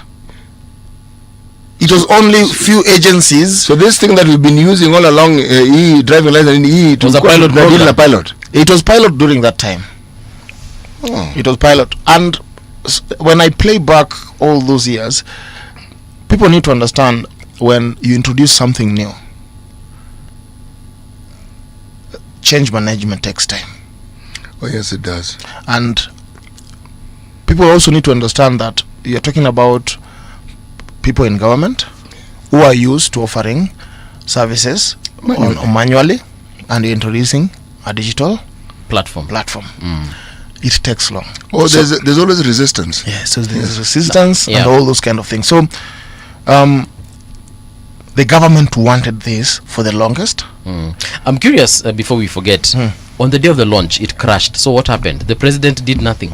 It was the president. It was NTSA launching its services. We couldn't even handle NTSA peke yake.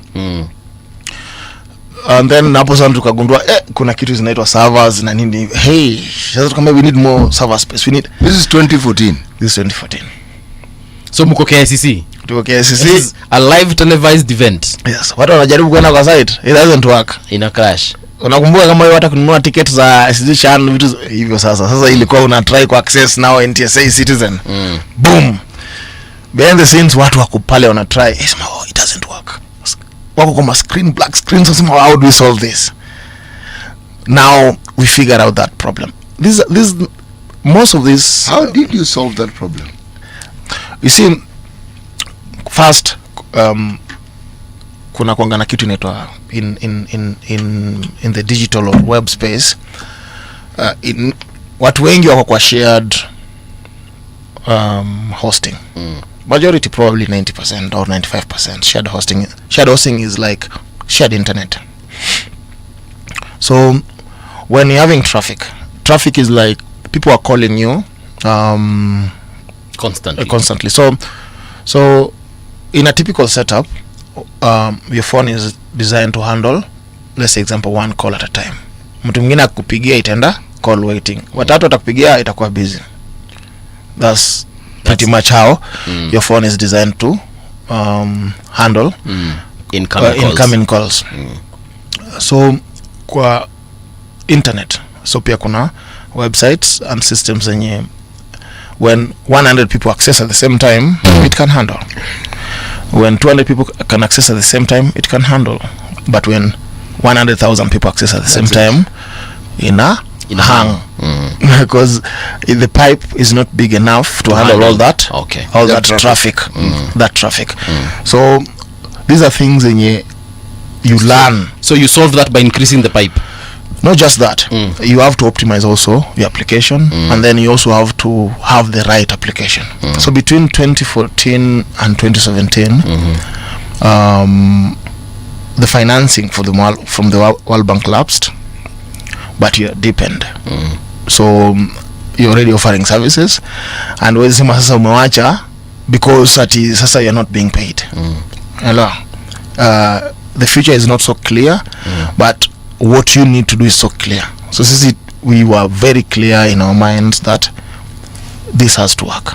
We've been given the opportunity to build systems, and so we rewrote the whole application, a different language. These are just based on the lessons we've learned from previous crash problems. Systems in anguka. So we wrote. We got better engineering team. Also we scaled and got people with even better skills than ourselves to try and build all this.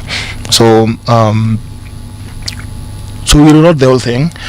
When the new regime came in, it was part of the previous regime, part of the discussions, but with the legal issues and all those kind of things, vitu zika stagnate, and it was in the president's head kwamba hii mambo ya government services, it really need to be solved. Sisi we just love people who challenge us. Ile unampatia vitu impossible. People don't understand how impossible it is. You know, in when you do one system for a client, it goes through several iterations. Utamwambia design, implementation, training, change management, support, and you're dealing with people from different circles. Just one company, you're talking about several hundreds of government agencies. It was thorough. Mimi, I think we are privileged to have seen operations the government at that level, and we appreciate where we are as a country. So the government then bought Webmasters. No, Webmasters is still a private company. The government. So what is the arrangement that Webmasters has with the government? Is it a PPP? What is it? So, of course, we started the pilot, and the government was impressed with what we delivered or what we've done in the last 10 years. Most importantly, without payments. You see, and this is because they were passionate and wanted to prove. So after the 10 years of piloting and implementation, now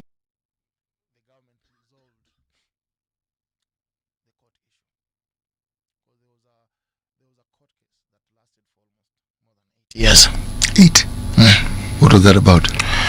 So there was a company called Gold Rock Capital. Gold Rock. Okay. It was a service provider when it started. Now the system started becoming popular. Were you associated with Gold Rock? Sina kupigia story. Wajua nimesikia Gold Rock, sasa tunaendelea tu. Utaniambia mahali mlipatana na Gold Rock. Yeah. So Gold Rock ilikuwa PRSP, Premium Rate Service Provider. Hizo wakati even getting an M-Pesa pay bill, you have to use those kind of people, because squeezy vitu iko so easy. And then they were also offering SMS services. So at that time it was very important, because we really wanted one partner mwenye atafanya something called revenue assurance, making sure that whatever we collect, it is settled, and is settled to the right account on time. So we achieved that. We were just obsessed with at least keeping our timelines. For all those years, everything was okay. So but our arrangement with Gold Rock was when the government decides to take over, nyinyi mtachomoka. But wao wakasema manze, we had hired employees, tulikuwa na hizi vitu zote, mkatuchuja job. So wakaenda kotini. So it lasted the longest, and it was settled out of court. So settling that case out of court is now what enabled this onboarding process to now proceed, because it was a stumbling block to actually growing the number of services. And at that time tuko hapo in the middle of the friction. Sisi nje tumeleta shida, and we had not anticipated the kind of success that a citizen ilikuwa nayo, and also the kind of problems yenye ilikuwa imeanza kuleta at that time. Success tends to come with problems, and that is actually very true. Also depends with the levels. There is certain level yenye you just need to accept utachapwa, and utachapwa kila siku. So tushafika hiyo level where tunajua we don't know tomorrow kiamka nini itakuwa kwa headline. Jemo, kuna hii historia ya 50 bob, the access fee, I think, convenience fee. Yes. Is that what you guys as webmasters receive for processing our transactions on eCitizen? That question has been asked so many times. It has been answered by government. It has been answered by myself. But I also know probably today is the first time someone is listening. For sure. And some of people hata hawajai access government services, but watakuja na kelele, because nimekuja kurealize every single year kuna watu wapya wengi sana wenye vitu mingi hata hawajui. So there will always be something about a citizen every year. Watu wanajua about it this year. Tumekuwa tukisumbukana for the last maybe 8 years. When now it's started becoming big. Yeah. Ukiangalia kwa headlines back 8 years ago, imekuanga tu bado hiyo mambo ya citizen. But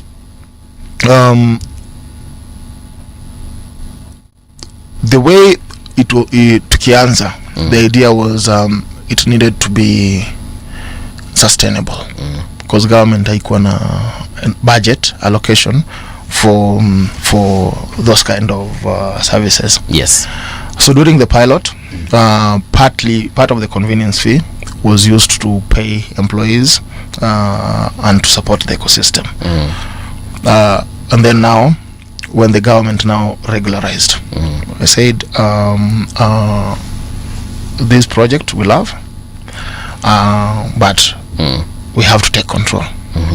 So when the government now took control of the whole infrastructure after the case with Gold Rock, and there was really nothing, now the government collects the revenue. Look at it kama road levy. When you access hiyo ndio inatumika ku finance our service providers or barabara without having to wait for budget allocation and all that. So within the technology space, inakuanga na sometimes spikes in traffic due to so many factors. Inaweza kuwa political, inaweza kuwa security wise, inaweza kuwa there is a new service yenye watu wamefurahia. So there usually different spikes yenye wezi kaa chini ukasema I'll budget this. Yeah. If the government has taken over the running of it, what does webmasters now do? You've used Microsoft software, right? Even now I still use it. And over time imekuwa ikikuwa improved. Upgrade over time. And every time it gets better. That's because what they keep telling us. Yes. So what we do first is fixing patches. Patches ni kama kuna watu wametry ku access using slow internet, using an older internet explorer, because these verticals don't exist probably in Nairobi. Mimi hata mashini yangu haikubali certain applications. But saizi kuna mtu mwenye akona the old desktop yenye iko na ile nyuma ile. Na kama TV zile za kitambo. And it is, they have that. So this is someone you never considered when you're probably doing your UI UX, and they're accessing the system and it shows vitu zingine too. So you need to have a version for that explorer, because there is that citizen mwenye an access using a That totally computer. So there are so many dynamics that cannot be written in a terms of reference related to accessing government services. And when what comes to support and maintenance is just making sure that the system is up to date and is functional, so that every single time when you want to access a government service, it is available. Okay. So kazi yetu ni totally technical. By technical namaanisha all the services that Kenyans are receiving, it is purely offered by the government. When there is a feature request and there is an enhancement request, the government will say, and by government namaanisha different departments will say, to want this, improve this, toa this, because every single day vitu zinabadilika and processes get better and smoother. Okay. So our work is to offer technical support, and this is normal practice. It's only because e-citizen affects everyone is big, that's why inaleta all these but it is normal practice. Okay. Governments world over contract service providers, and service providers wana offer services zao to the government who is the client. So mimi mtu akikuja kwako, you've employed as a house girl or someone, say anafanya kazi, everything yenye anashika, it doesn't belong to them. It's for you. So sisi we are just technical experts. So you created this for the government, now the government owns it, you just maintain it because you're the originators of this particular system. We are the experts. Okay. Yes, we are the experts. Are you providing a similar service to any other country outside Kenya? Yes. Yeah. We're in few other Who has the intellectual property of the system that runs e-citizen? Unajua, when it comes to watu wanalitanga vibe about intellectual property, it's the brain. You see, the brain, how no one can own your your brain. The brain is the creators. You understand? But pia intellectual property iko defined in so many aspects, and it can be registered in certain formats that recognized by the law. So it can be trademark. Let's say example, trademark called e-citizen. It can be copyrighted when the copyright code or something or whatever you've developed. But what was going on in your mind when you're developing the platform is in your mind. You can write some of it in a documentation so that someone else can understand what was going on in your mind when you're developing it for sustainability. But the system is too big.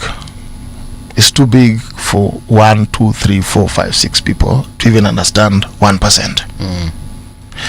People do not understand kwamba government all this time inaofanga services.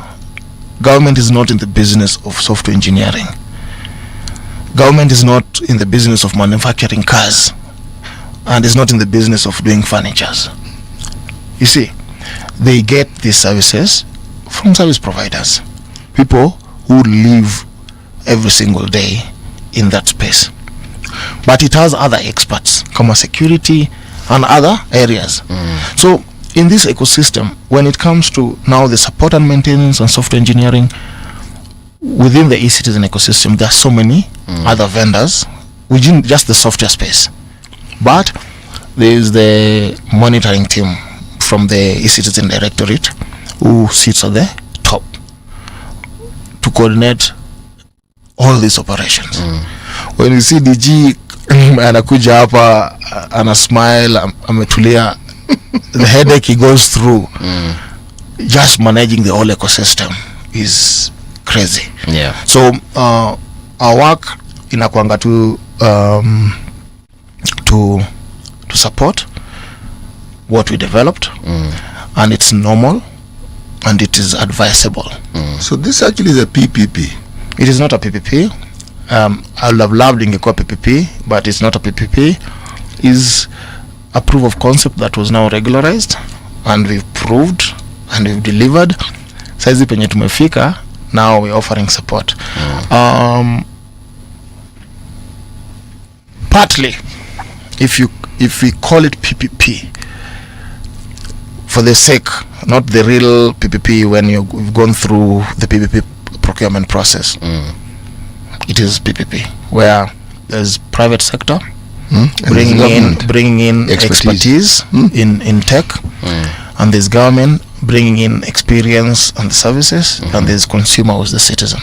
So if we have to kuweka hivyo, then it's PPP.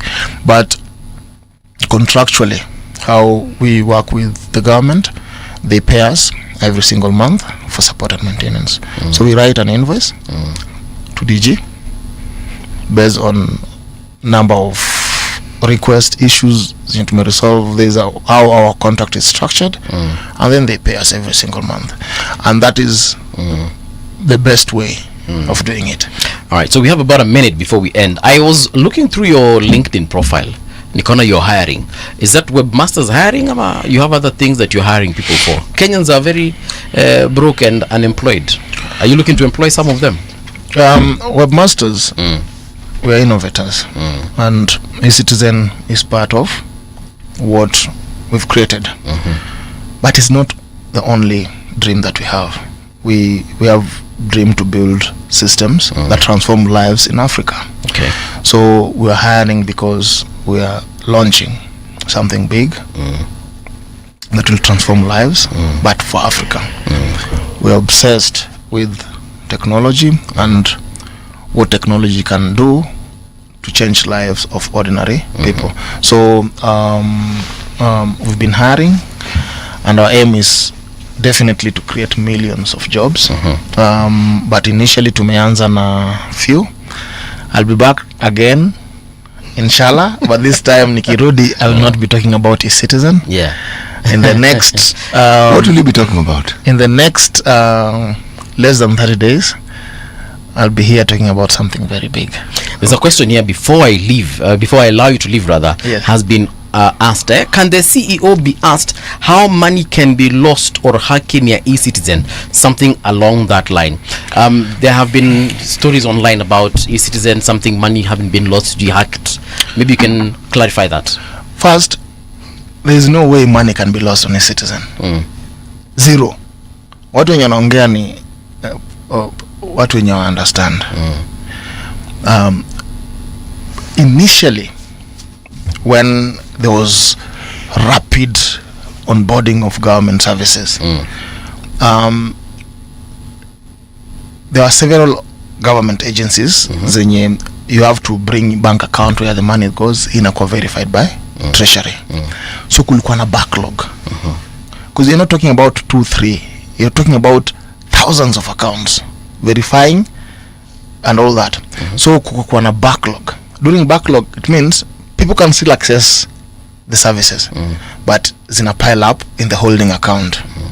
So those 7 billion whatever amount inakuwa mentioned at that time when the audit was being done, it was doing onboarding and zilikuwa zime pile up.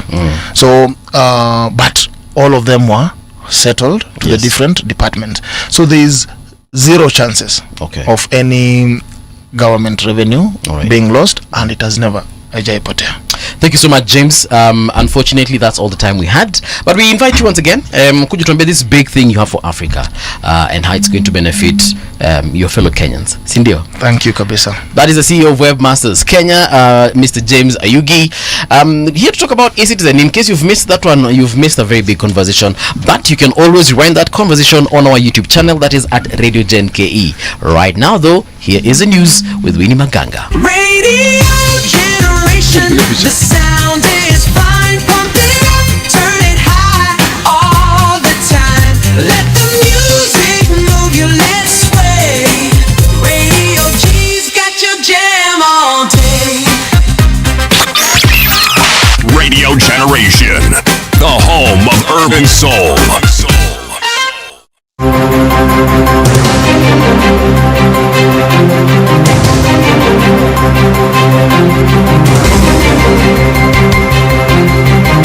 This is the Radio Generation News. Good morning, I'm Winnie Maganga. Police in Elbago, Nakuru County are investigating an incident where an elderly couple was allegedly killed by their farm worker. The victims, Pius Machogu and his wife Jerusha Kwamboka, were reportedly murdered before their bodies were dumped in a pit latrine within the compound. Neighbors raised the alarm after failing to trace the couple, leading to the grim discovery. Police, with the help of locals, managed to retrieve the bodies from the latrine. The suspect, who had initially attempted to flee, was later arrested and is now in custody. Kuna shimo moja ilikuwa imefungwa, ikabidi sababu alikuwa amepelekwa na polisi tufuje kuvuri. Tulipoangalia ndani tukakuta kwamba mama ndiye alikuwa anaonekana, alikuwa juu. Kwa sasa tunashuku pia mama yule msichana ambaye ni msichana wa kazi hapa nyumbani, huenda ikawa labda ako kwa kisima ama labda hatujui mahali yako. Kwa sasa tuko katika giza nene ambalo hatujui la kufanya. Tunaomba serikali ingilie kati.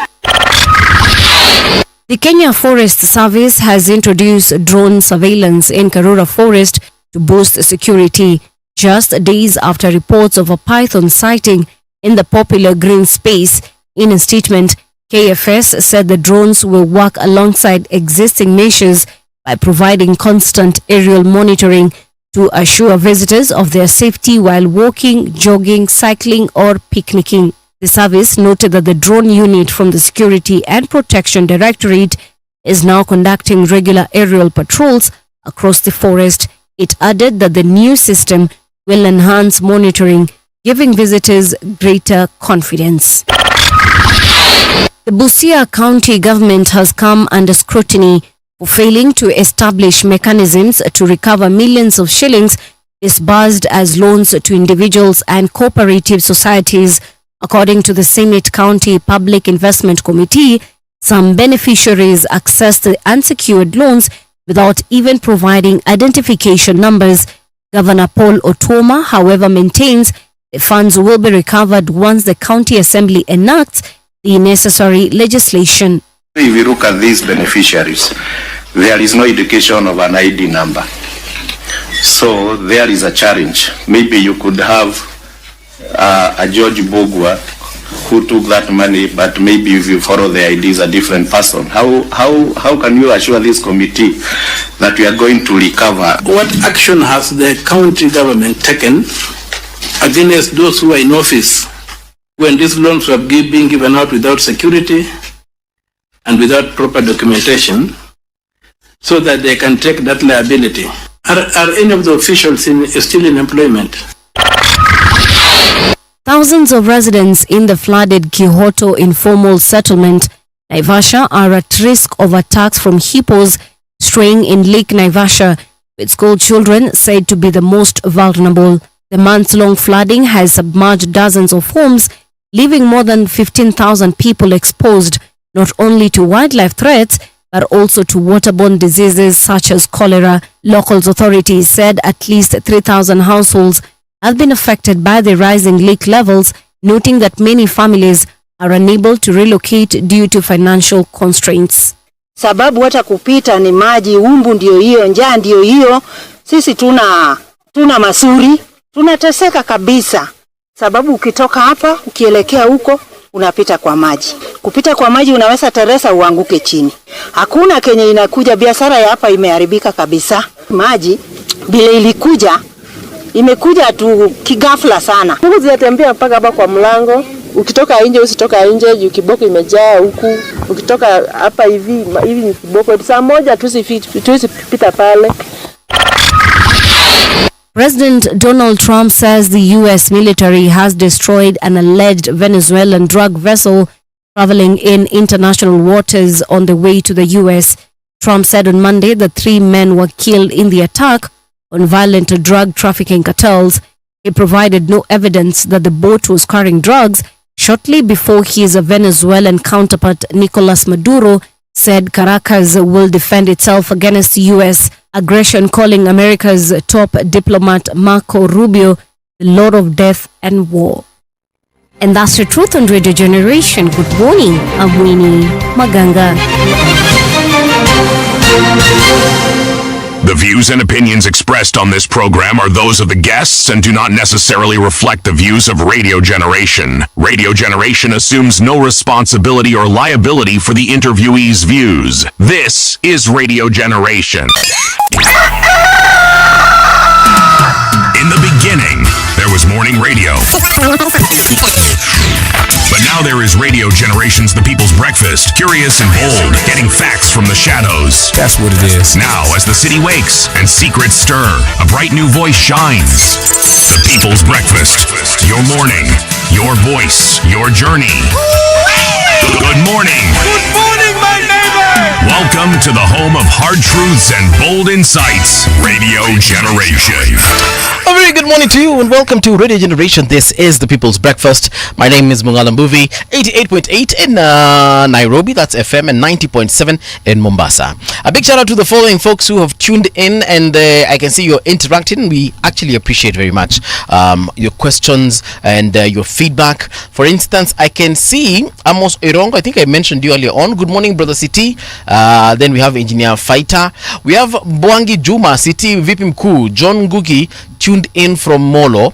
Eunice Kyoko here from Massachusetts. Masako.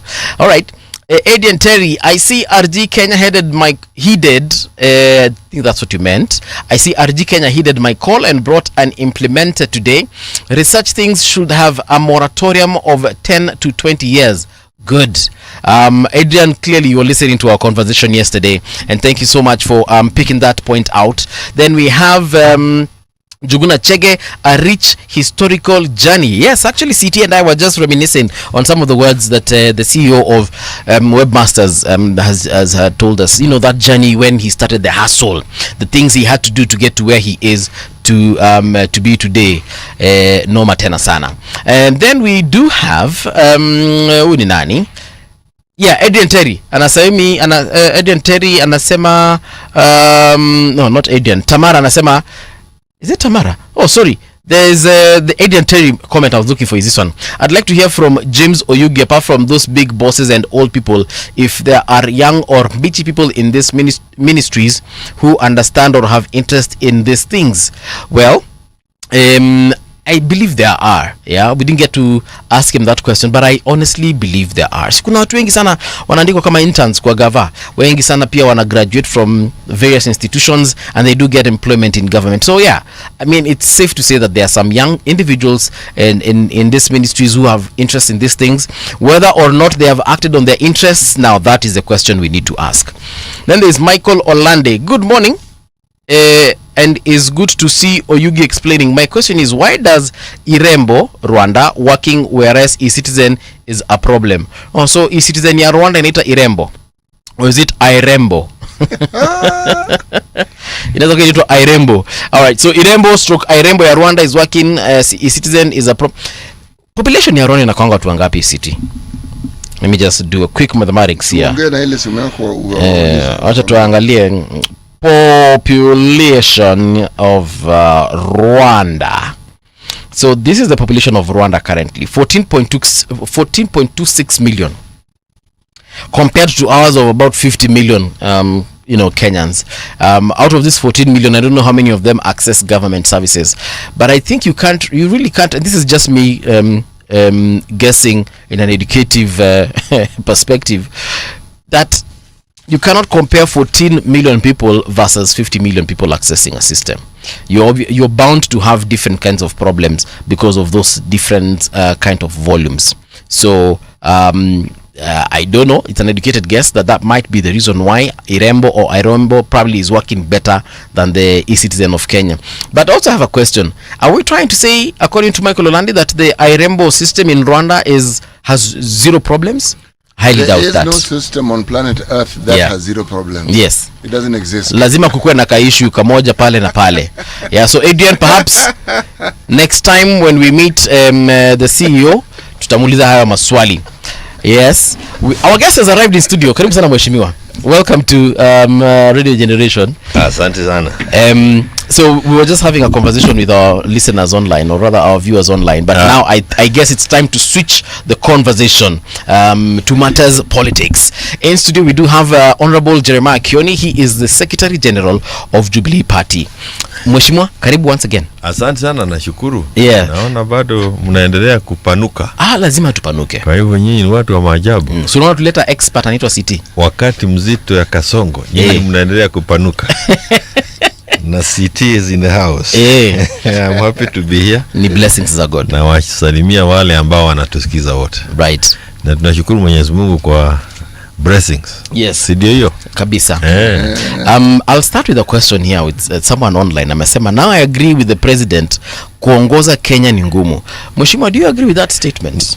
Ni ngumu tu if you had never had capacity. Yes. Yes. And huwezi kwenda kutafuta kazi kwa kampuni na unaanza kusema kazi ni gumu. You must have understood. It actually confirms that ya kwamba ile ambayo tulikuwa tunasema tangu mwanzo, isipokuwa bwana mzee Raila aliniasha kwa pahali ya kukuwa na mataa. Alikuwa kwa giza.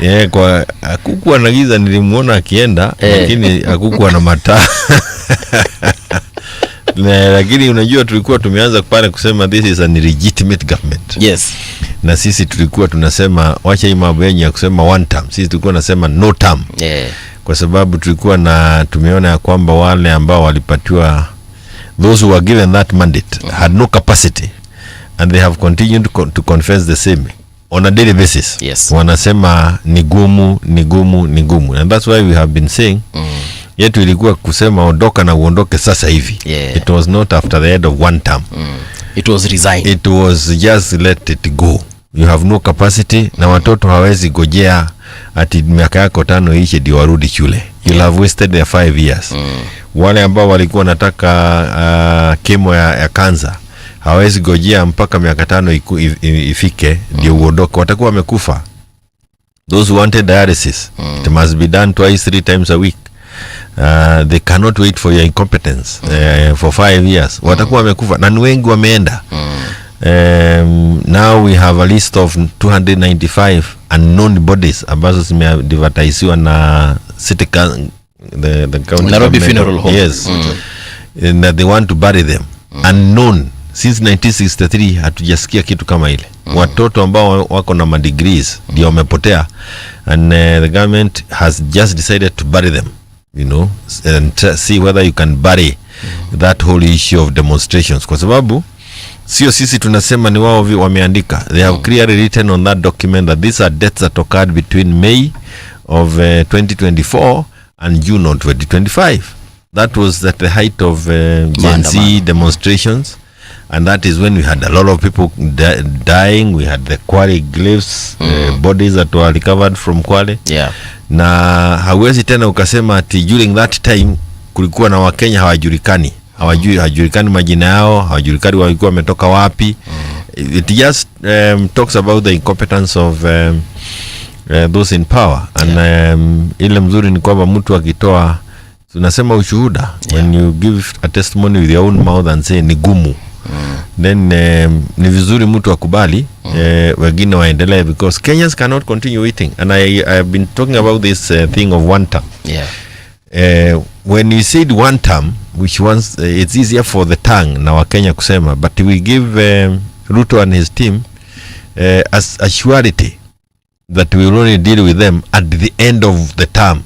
Now from that day they have continued receiving delegations at State House. Na ukumbuke pale beleni ilikuwa hawezi guza gate, sababu walikuwa naogopa watu wasifamie gate State House waingie na wakae. But when we told them one term, sasa wako sawa. They started receiving people. They had 8,000 people from Murang'a 2-3 days ago. They had others from Kiambu. Now even some within the delegations are Gen Zs who had gone to, they wanted to get into State House by force.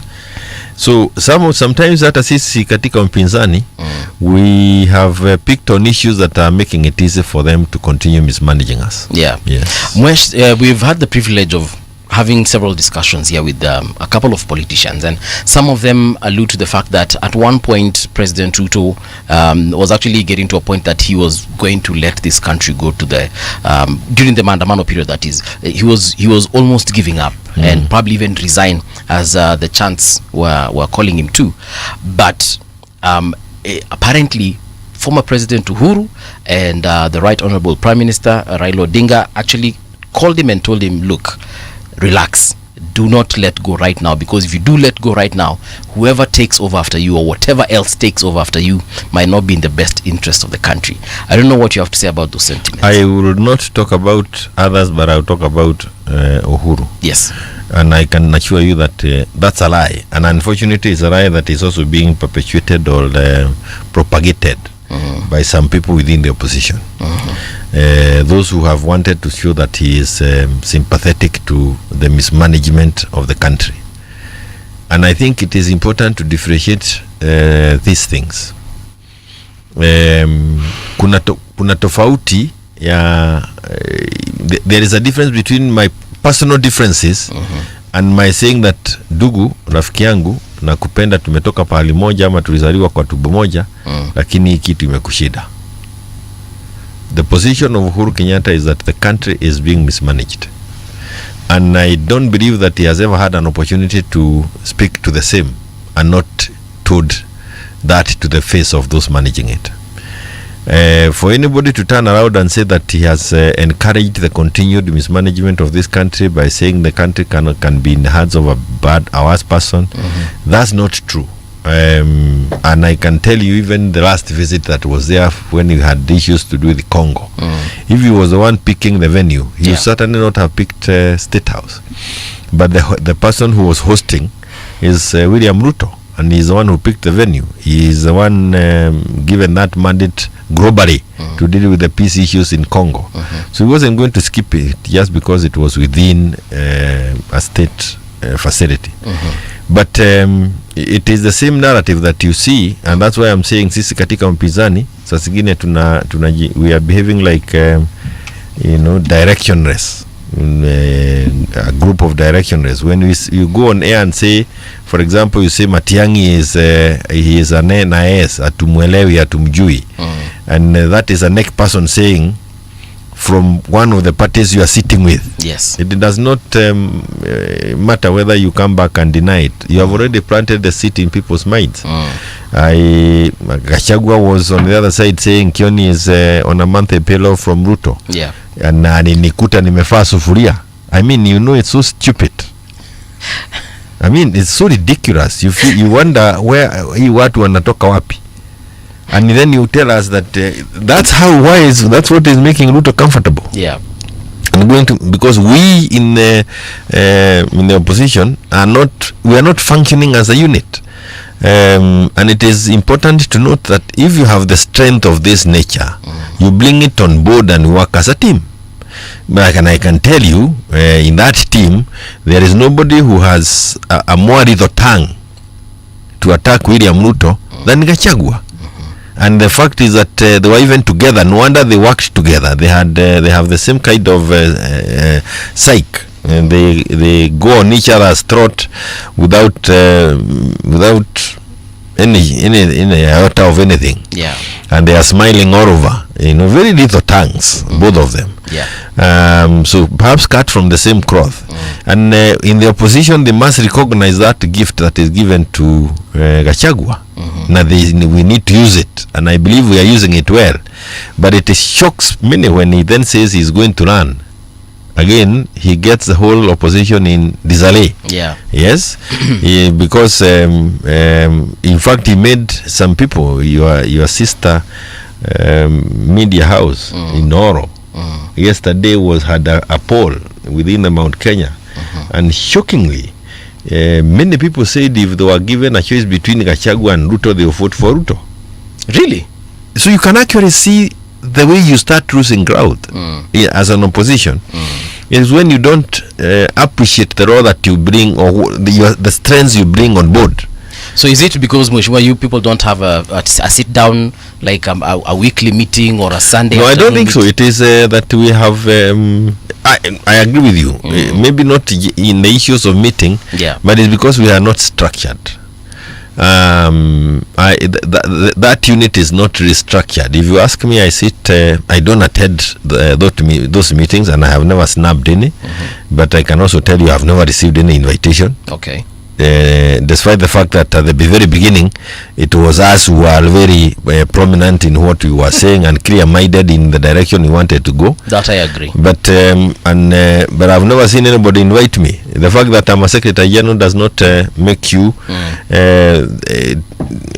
decide that there's nothing I can bring on the table. And it is important. The opposition is really, what are you bringing to the table? So what we have done ourselves is concentrate on building Jubilee Party. Yes. But it will be important for the party, for that institution.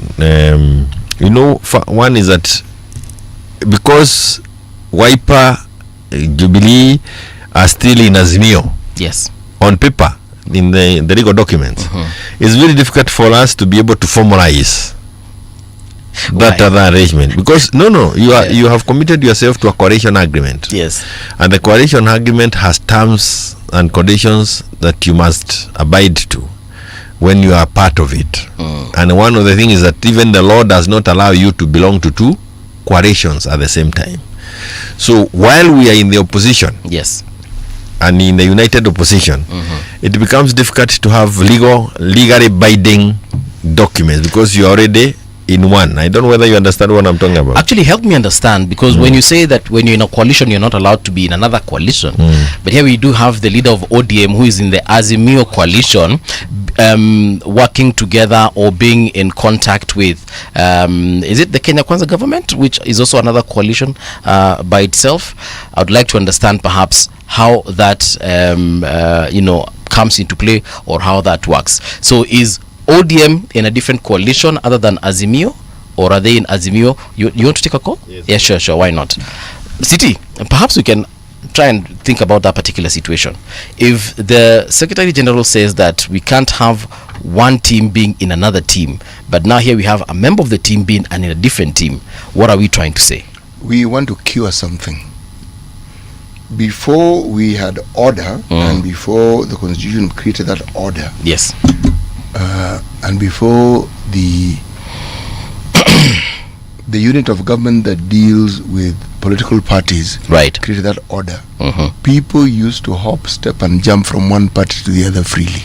1, 2, when it came to the issues of nomination, people were not sure who would be nominated, when they would be nominated, and there were always complaints of people who had been promised, people who had contributed to the party, and someone else is nominated. So it was arrived at this understanding. Even before the election, you must submit your list of the people you are going to nominate. I'll give this as an example. So it is known who. So the issue of changing doesn't arise. The person on that list is the one who will get that particular position. Yeah. So in the same way, when you have this goes beyond a memorandum of understanding, because a memorandum of understanding cannot hold you. It's just tumekubaliana. Okay? But when you construct a contract, this is what he's speaking about, something that is on paper and the terms and conditions of that association are laid out, okay?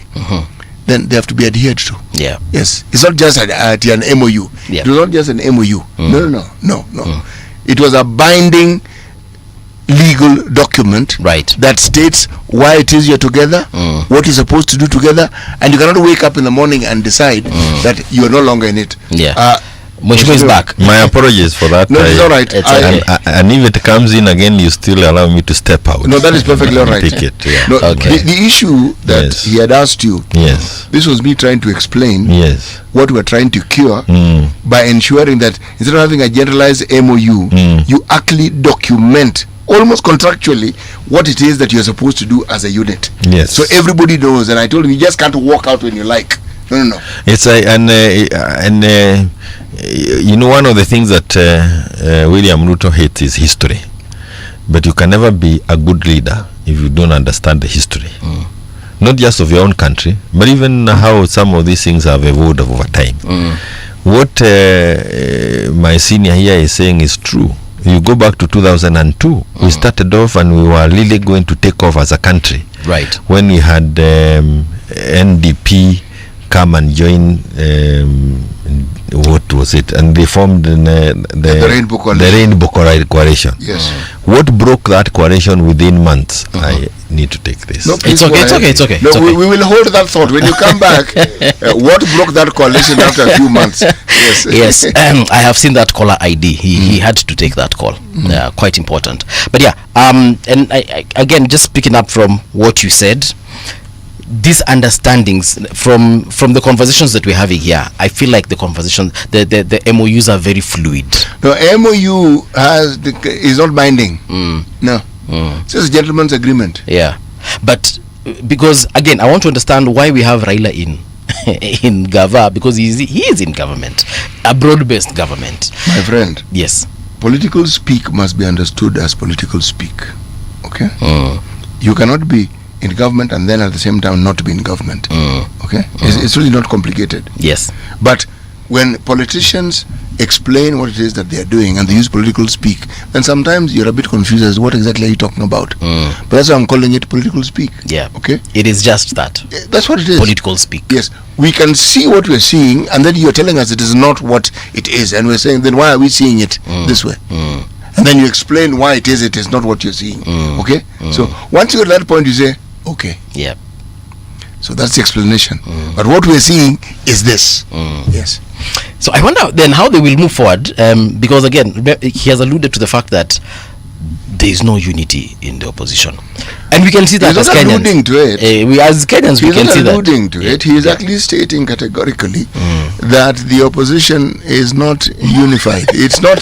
There's no ifs and buts. There's no guesswork here. But I like the honesty. Yes. I like the honesty, and that is now what will even help us as Kenyans understand if indeed they do come together and decide that this is now what the united opposition These are is the teething problems. Remember, there is no politician who does not want to be the top dog. None whatsoever. They all want the biggest possible position they can get. They all do. Yeah. So when they are jostling for power, what it says that they are doing, they are dancing before the gallery. Those who would be listening, this is what we are seeing, the drama of, I am the one who seems to hold sway on this one, so you need to hear what I'm saying. Now, that doesn't make for unity. Unity is forged with an understanding that it will be a commonality of communication, just for starters. So you can't have 3 or 4 different people saying 3 or 4 different things. No. Then that there is no... In fact, what you could argue is that then the opposition is clearly diversified. This one is in the opposition kivyake, as we say in Kiswahili. The other one is in the opposition kivyake. But what we've seen in the past, Azimio, Rainbow Coalition, all those formations, yes, that was the understanding, that you speak with one voice and that what you are gunning for is the same. And it was that understanding. Yeah. Yes. Now, this, what we have now, so everybody for themselves, really. Yeah. I wonder how this will play out eventually when every one of these individuals come to their senses, because kuna wale wanajua hakuna. They would mahali argue they are wanaenda. in their senses right now. Kuna watu wanajua for sure hakuna mahali wanaenda. Yeah. Sorry, there are some people who know for a fact there's nothing they are bringing to the table. Actually, they don't. You'd be amazed at how politicians think, but anyway, go on. There are others who know for a fact they are joyriding. Yes. Na kuna mtu anasema tu nimefika hapa, I will stick here no matter what happens. You see, that is now you trying to explain this situation. Yes. It is actually not the case. Okay. Politicians and the way they think.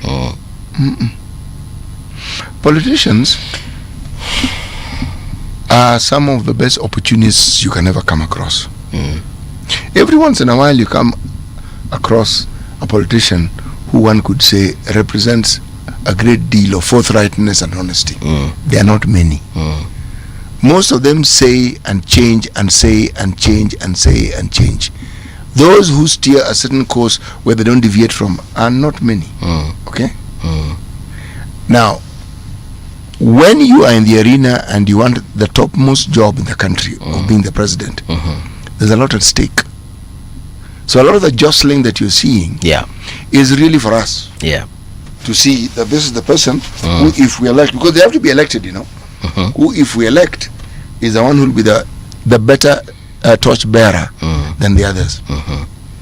But unfortunately, the sort of divisions that we see within the so-called opposition, yes, is what lends itself now to what he mentioned, where in Oro FM,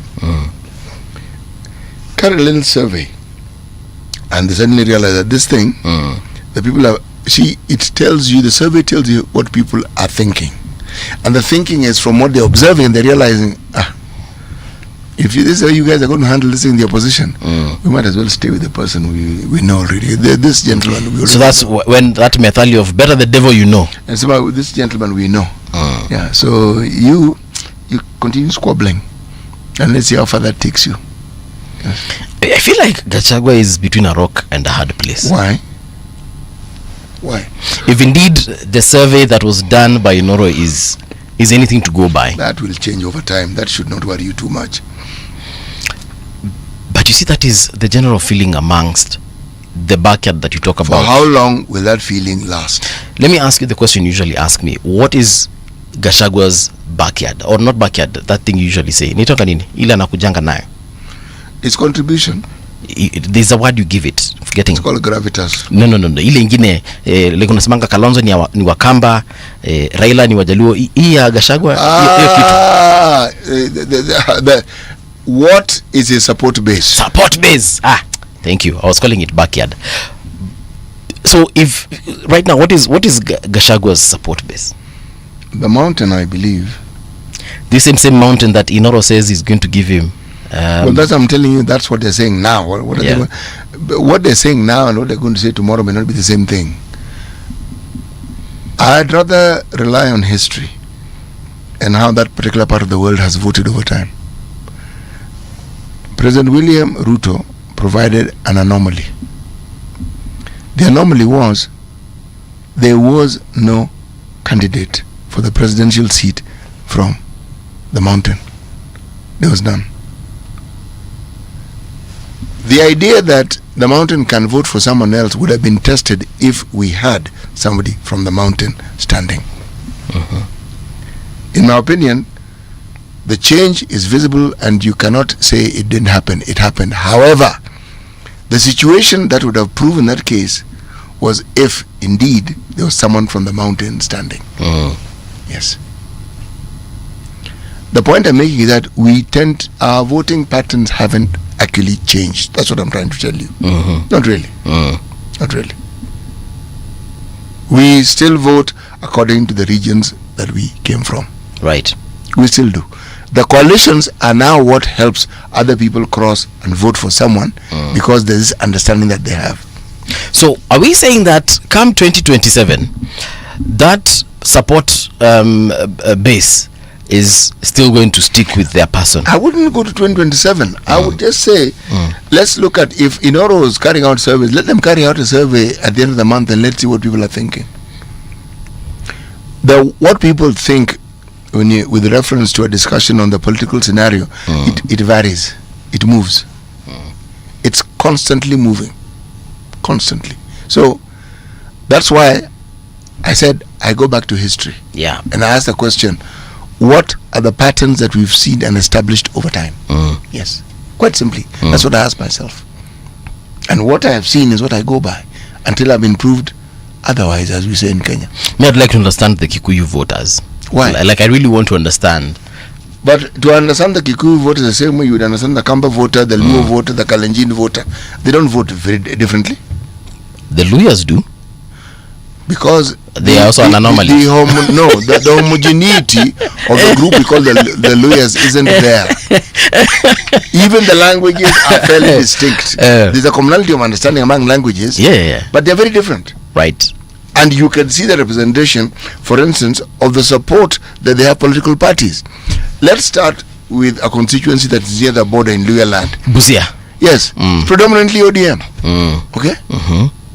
Now you come to Kakamega, it's mixed. Yeah. Okay? You go to Vihiga, it's mixed. Bungoma. Yes. It's mixed, but it's Ford Kenya. All I'm trying to say is that they are voting according to the community enclaves that they belong to. You can see. Now, given that diversity, the party affiliations represent that diversity. Those people are different. This is how they think. That's how they support. The other fellows think differently. Yep. Yes. Okay. Whenever somebody starts a new party, whatever they want to call it, the people who first join it are people from his backyard. The coastals have tried to have their own parties, and they do. Yep. Every once in a while, you get one MP being elected, but by and large, it's been the domain of ODM for the longest time. What I'm trying to tell you is this, huh? Yep. If you look at our voting patterns, they don't change much. That's really what I'm trying to say. Yes. In reality, they don't change much. There's a gentleman here, a huge fan of the show. He's saying, Wafula team that is, anasema, Gachagua is not an option. Why can't the opposition select a candidate who can eliminate corruption in Kenya? Why can't they all rally behind David Maraga? We need our constitution to be adhered to. Sijui ni kuacha ujibu hii kwanza, because I have my own thoughts. No, but his thoughts are solid. You see, the thing is, my thoughts are this. This issue of a presidency, there is no magic to it. There is no school you go to learn how to be a president. This one you learn on the job. You may have a background of how government works. That helps tremendously. I give the example of Jomo Kenyatta. Jomo Kenyatta was in the UK for 17 years. Studied a bit of anthropology, did many things, very many things, came back. The one thing he knew, he had understood how the colonial masters think, because he lived with them. At a time when most Africans had no clue how these people live or think. That was one.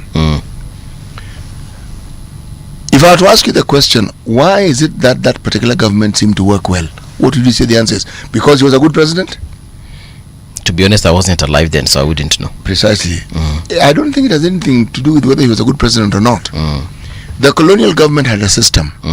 And what we were doing, we're replacing the colonial government's people with our people. But there was a system and it worked.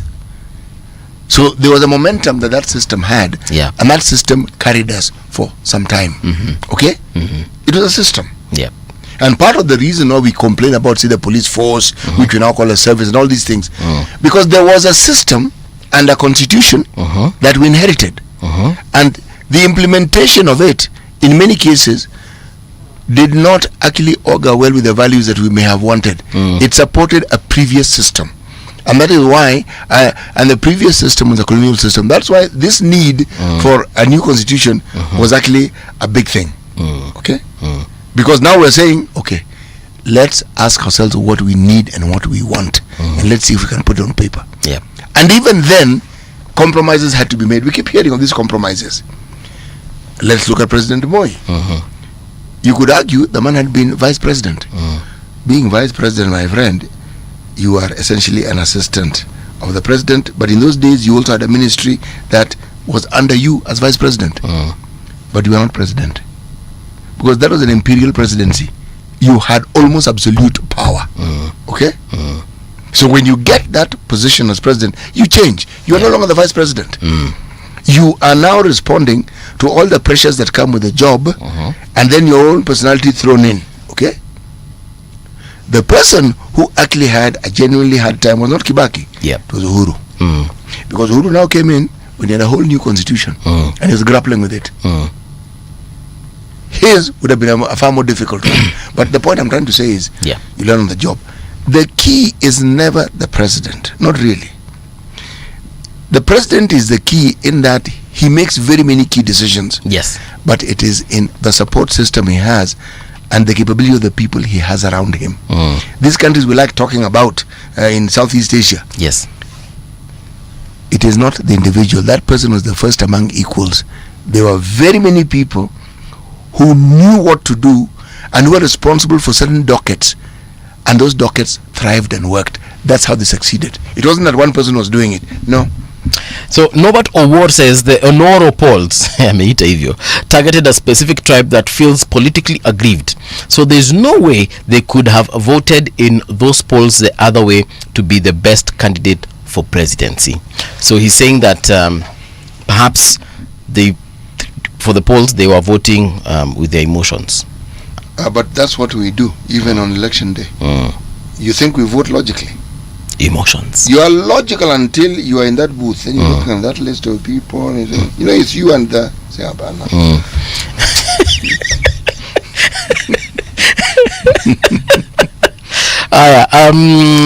kuna nani mwingine hapa hivi amesema nini? I think there's a comment here that I've lost, but anyway, no, sio hiyo. So going back to this whole issue of Gachagua being not being an option, and this again, of course, I'm picking up from where Wafula team left. Is if these are my thoughts. To be honest, I think right now the best thing that the former DP can do is not offer himself as the top boss. But right now we understand that he has to, because DCP has got to show that it has got teeth and it will bite. But if they are being honest, hata wenyewe wanajua deep down that might not necessarily be the best option. Someone else needs, and this is if the united opposition is serious, they might need to offer someone else to actually be the flag bearer, and they need to start offering that person today. Brother Paul, bear in mind, there is nothing like a united opposition. The other day when you asked me, I asked you, what are you talking about? But Martha Karua told us. My friend, yeah, there is an opposition. They are not united. They may be united. Oh, you're disputing the united part. Yes, that's all I'm saying. The opposition exists, but the united bit, kidogo haiko. Let's call it a work in progress. And there are some people I believe are not in opposition. That is David Maraga. He's not in opposition. He's just a presidential candidate. He's not in the opposition. But proceed. The thinking around David Maraga, from everything I've seen, the pictures I've seen, if I'm to go by it, he seems to be the preferred candidate for the group we refer to as Gen Z. You see, whether he will make a good president or not, nobody knows. And they can claim they do. Being Chief Justice and being president, two really very different things. Chief Justice, you're just president of Supreme Court. Yeah, you too. And then you're in charge of these other courts. It's a very, very onerous task. It's not a simple job. But country, different kettle of fish, man. Completely different kettle of fish. So are we saying that he's unable to run a country, or what are we saying? We're saying that we know that a president can run a country when they start running it. That's when we know this person can or can't. This is predicting that they will. You can try as much as you like.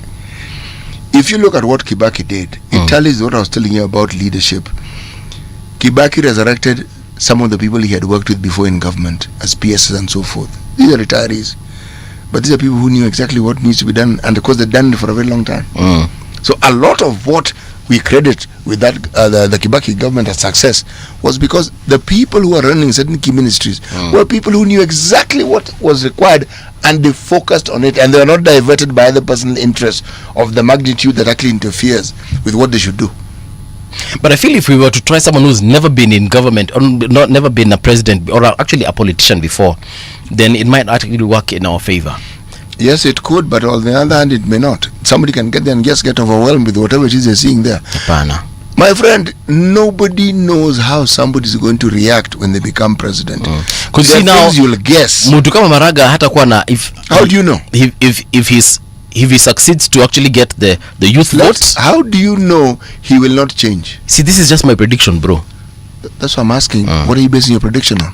Kwa sababu huyo mtu bwana anasemanga yeye ni ameokoka. Okay, kuna mwingine pia ameokoka na ndio president saizi. But you get what I'm trying to say. What I'm trying to say is I believe Maraga will become that individual that, because he has no allegiances to any political party. He has no, apart from his own, if he decides to form one.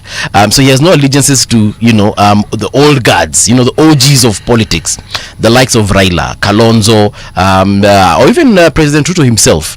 It's just Maraga and the people that voted for him. Really? And now the country that is to govern. So even in the way he will think higher, do stuff, unless now the OGs decide to organize a coup, I believe he would have a clearer conscience and probably more clarity when it comes to governing the country. It's called magic thinking. That's what you're involved No. in. No. You are the one who tells me, movie, we do not need to. The magic doesn't need to happen for things to actually move. I believe that, and this is just me, if we elect a non-politician, it could be Maraga, it could be anyone else. It's an experiment we've had when we said let's bring in individuals from industry and from the corporate sector to run government. Government is an entity that runs in a certain specific way. There's the corporate world and the manner in which it runs is not the same as government. Yeah. It's not. So everything you say is a possibility. But everything which is a complete opposite is also a possibility. Yeah. So look, Maraga is held dear in the hearts of many because he overturned a presidential election. Something that people had never thought he could do. That is what stood out. He went forth and said that this parliament should actually be disbanded. Yeah. Because this two-thirds gender rule, these guys are not it's not working. They just Parliament looked at him and did what Parliament does best, ignored it. Okay? So he did do certain things that we had never seen before, but beyond that. Yeah.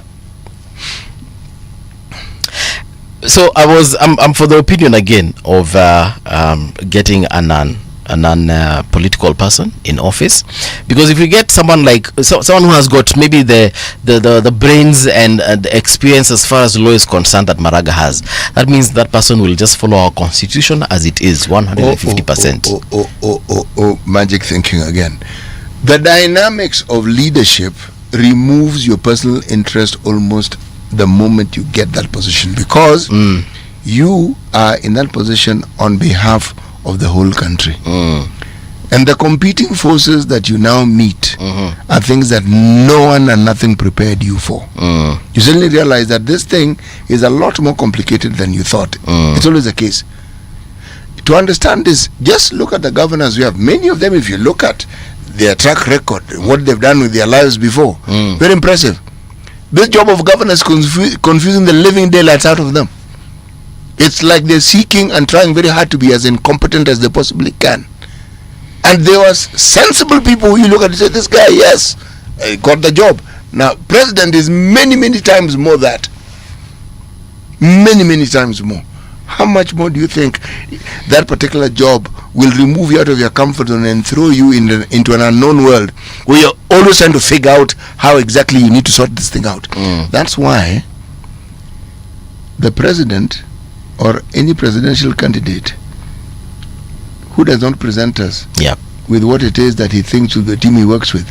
See, with our current system, that doesn't work. It doesn't pertain, if I may use the term. If we had a parliamentary system, yes, we would know. Because there'd be an official opposition in parliament, and there would be shadow ministers in parliament. And you'd be able to tell, I think this guy, the guys you have there, I think they can, yes. And so when issues are brought up, Minister of Energy, Shadow Minister for Energy will come up and tell you, excuse me, you, stop daydreaming, blah, blah, blah, blah, blah. But so are you trying to say that we can't just follow our constitution to the very end? What I think is we can try. No. Me, I don't want us to try. I want us to follow the constitution. When it says don't set up funny what are they called, committees, don't, and commissions, don't. When it says you cannot spend beyond this, don't spend it. When it says you can't get money for emergency and then you put it into hospitality, then don't do it. Is it so hard to do that? Yes, it is. It's hard. Yes. You mean it's impossible? It's hard. It's difficult. Yes. Starting anything new is always difficult. You see, if you look at why I'm telling you it is difficult, is at the very onset when after the promulgation of this constitution, there were two institutions that were key to anchoring this particular constitution into the everyday lives of the people. The Commission of the Implementation of the Commission. Their former chair was here sometimes. Right? Charles Nyecha. Yes, and then there's a Transition Authority. These were the two bodies that were supposed to move the people of Kenya from the old constitution transition into this one. The CIC was supposed to now breathe life into the constitution by ensuring that there are laws that will actually support this. The transition authority was given 3 years. That thing was essentially bamboozled. The moment, what transition takes place in 3 years? You've had something for God knows how many decades, and then you're telling us that in 3 years is adequate to transition it. No. Parliament made sure that didn't happen. CIC, 5 years. The minimum time, in my opinion, these two institutions should have been given was 10 years. So that even as it is with the operationalizing, whatever it is that is being transitioned, you can see how it works. But they were removed. Or the term ended.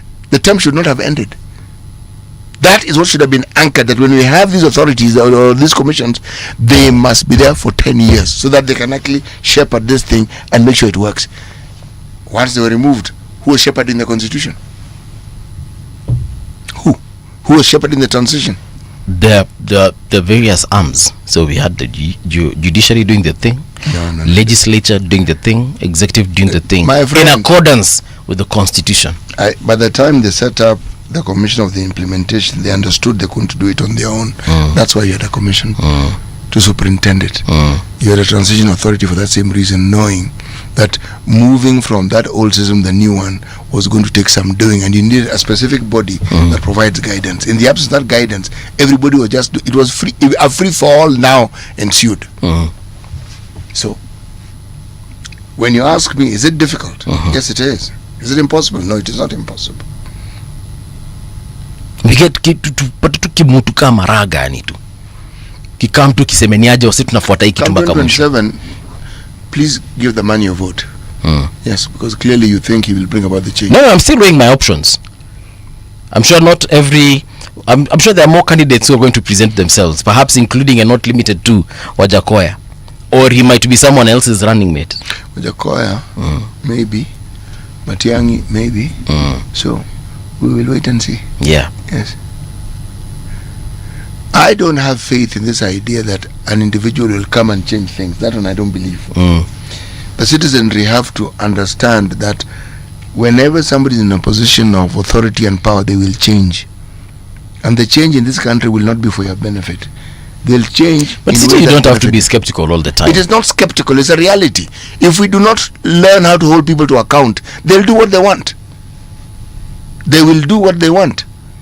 Maraga came from literally, and I'm using Maraga as an example here, I'm not campaigning for him, but he came from literally just being where he was to the point of being the CJ, and we saw, apart from the whole 2017 thing, we saw that this guy, even in his pronouncements when he was conducting business in the Supreme Court, you could tell that this guy was cut from a different cloth. I couldn't. Hey, Banasit, it's difficult to impress you, eh? No, it's not that it's difficult to impress. It's hard. Me. I am looking. It's impossible. Almost. I have explained to you why this man stands out, and I've said it. Yeah, he because stands out. You're always saying things are magical thinking. No, you. No, it's you. You tell me I watch too many Hollywood movies. Which you do. Yeah, I do. Yes. But I'm also the kind of person who has faith and hope in the goodness in people. You're saying it as though I am the sort of person who doesn't have faith and hope in people. Yeah, but you're skeptical about everyone. No, it is not skepticism. I question everything. Right. Questioning is not bad. I am not going to accept something just because it is said it is so. I need to understand why the people who are saying it is so makes it so. In the absence of that, I will not accept it. Yeah. Yes. Maraga is a Kenyan. Paul, power does strange things to people. Yes. Really strange. Haven't you come across people whom you knew before they even got elected? They were a certain type of person. They got elected. They changed so much, you actually can't believe what you're seeing. And this is someone who was elected, meaning he's a servant of the people, but they've changed. But you see, City, it's something similar to like marriage. I don't expect someone, a young person who gets married, to continue behaving in the same way, flirting with women, taking. You don't expect, but what do they actually do? I don't expect them to continue with zile tabia zenye zilikuwa zenye zinaweza haribu ndoa, you know, excessive alcohol drinking for example. Why do you expect them to I don't expect them to continue. If they were going to Koinange Street and picking up toilet girls, I expect that to stop. I don't expect them to stay late at night and you know, on Fridays and Saturdays and Sundays like they used to when they were in campus. Let me ask the question again. Why? Because when you get into a marriage, you are now accountable to someone else as well. So apart from being accountable to yourself, do these young people understand what you understand? And that's why I'm trying to explain it to you, because I know they're listening. So in explaining to you, I'm actually explaining it to them. So if you get married, itabidi umeacha stories za mademo wako Koinange Street. Ukiolewa itabidi umeacha kukulewa chakari mpaka hata ujitambui. Lazima ukuwe na heshima, because sasa heshima yako ni pia ina extend na kuwa heshima ya nani? Heshima ya bibi yako. So in the same breath, mke wako ndio bibi ni soso ni shosho. Okay, sawa, mke wako kuna ile heshima tuna expect ukuwe nayo. Even your dress code changes. As a woman, if you are dressing in you know, exposing yourself as much, you now conserve yourself more, because now that thing belongs to your husband. All right, so I expect Edna iweka siti kwa kamera. I expect you, if I elect you to be my president, I expect you now to be presidential. Of course, there are some things najua for a fact utaacha kufanya, right? Making careless statements on roadsides like you are campaigning, hiyo tuna expect ishe. All right? Adhering to the constitution, hiyo tuna expect ifanyike. So you just can no longer just form committees the way you were forming them in your house. Committee ya birthday, committee ya rorashio, no. Now you have to follow due processes and procedure. That is what I expect of someone when they get into power. So yes, there's some level of change I expect. That's the change I'm talking about. Okay. Not the corruption by power part. Okay. Where you become president and now you're bulldozing everyone in the streets of Nairobi, issuing threats to people and allowing people's children to be shot in the streets. Hiyo sasa kidogo itakuwa ni ngori mtu wangu. What is ngori? Yani itakuwa na shida. We have a problem. Okay. Ngori ni noma. So I actually have faith in people, and I know that is coming up, and I will see that, and I'm certain that indeed it is coming. So before we exit, a couple of shoutouts here. Kuna Enric Farm Fresh anasema kwani Kioni ameenda wapi? Kioni ako hapa tu nje ofisi. We can actually see him through this very huge window that he's next to sitting. Phone call he had to take. Yeah, he has received a very important phone call, and from the caller ID, hata mimi hiyo ningepokea ninawaacha hapa hanging. Nitaacha mkijiongelesha niende niongee na hiyo simu kwanza. So on his behalf, he might not get the chance to come here and apologize, but he had to take that call. I am still a committed Jubilee member. My SG Kioni, the new formations are meeting regularly and weighing our members. What is our plan? A question to the Secretary General. Unfortunately, I can actually see him like literally through the window. He's on a phone call. Yeah, so he might not get the chance to come and say Pole, but Pole on his behalf. Finissimo rather, anasema I really like CT, my guy. Mesalimiwa. Thank you. Time back amesema top show. Thank you very much, top show. Time back, sorry. Then there's my take. Amesema, I like the diversity of your guests. Diversity must always be allowed in a democratic country, not just bringing guests who speak the language you love. It's very true. All right, so we're taking a short break. News with Winnie Maganga, and of course when we return, tutawaambia ni direction gani tunafanya nini, direction gani tunachukua. It's 9 o'clock. Radio generation, the sound is fine. Pump it up, turn it high all the time. Let the music move you, let's sway. Radio G's got your jam all day. Radio Generation, the home of urban soul.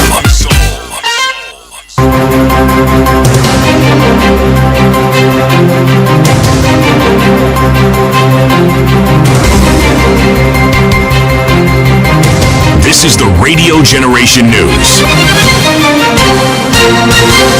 Good morning, I'm Winnie Maganga. Police in Kilifi have arrested 2 suspects after dramatic chase through Kashim earlier today. Officers on patrol spotted the duo riding a motorcycle and ordered them to stop Instead, they tried to escape but were quickly cornered. A search revealed 26 rolls of cannabis hidden in a bag carried by one of the suspects. The black Boxer motorcycle has since been impounded. The two are in custody and will be arraigned in court. Police said the operation is part of a wider crackdown on drug networks aimed at making communities safer. We must face the problem of regulation of Kenya's border sector, says Interior CS Kipchumba Murkomen. Murkomen says the few rogue elements in border industry are spoiling a multi-billion transport sector. The CS adds that border sector must employ self-regulation measures to ensure security and safety. He was speaking during an interview on Citizen TV. The problem of regulation of our border sector. In all civilized countries, you have clarity of which mode of transport is used to where, and the manner in which our border sector is being managed is not proper. It's not responsive to security in two ways. One is that border is a transport of last mile, so there must be defined areas where you cannot have motorbikes plying through highways all over the place. Number two, we need to have self-regulation by the borders, having their circles properly, well-dressed, documented. They know the people operating the border. A Nairobi court has heard that mobile phone data connected to prime suspect Isaiah Muragiri to several sites within the city center on the day university student Rex Masai was fatally shot during protests. Safaricom senior manager Zachary Kirogoi Mburu testified before Principal Magistrate Geoffrey Onsarigo that the company had been compelled by two court orders to release call records and location details of phone numbers under investigation between June 18th and 20th, 2024. According to Mburu, a number registered in Muragiri's name was active on June 20th at 11:20 a.m. at St. Ellie's House and later between 3:56 p.m. and 6:21 p.m. at the same location. At 7:47, again, he was captured at Accra Hotel. At 8:48 at Windsor House again. At 9:28 at Corner House. Chief Justice Martha Koome has called for a whole-of-society approach to eliminate child labor in Kenya. The CJ explained the need for collaboration across institutions, noting that while the judiciary plays a critical role, it cannot achieve this goal alone. Speaking in Nairobi on Monday during the official opening of Employment and Labor Relations Court annual symposium, the CJ said that eliminating child labor demands a whole society approach. Eliminating child labor requires a whole of society approach.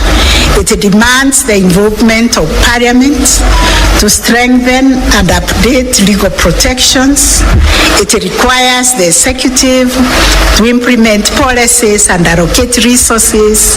It needs the private sector to commit to ethical business practices. It calls for civil society and communities to monitor, advocate and protect our children.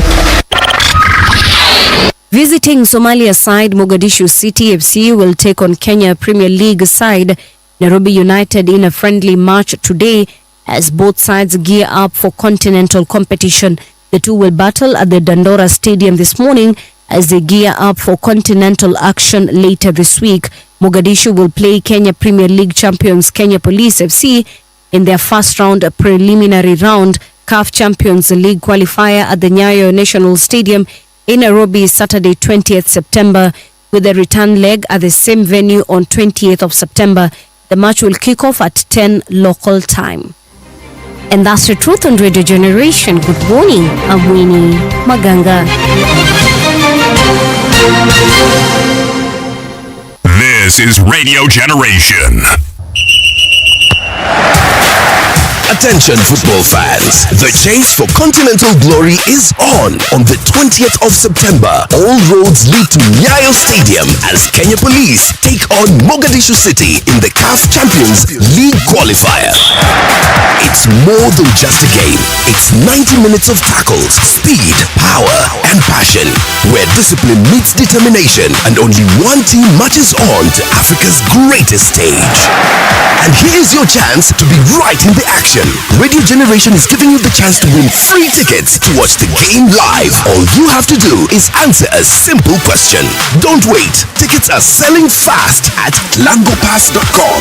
The CAF Champions League qualifier. Kenya Police versus Mogadishu City. The battle for glory starts here. Radio Generation 88.8 Nairobi. Terms and conditions apply.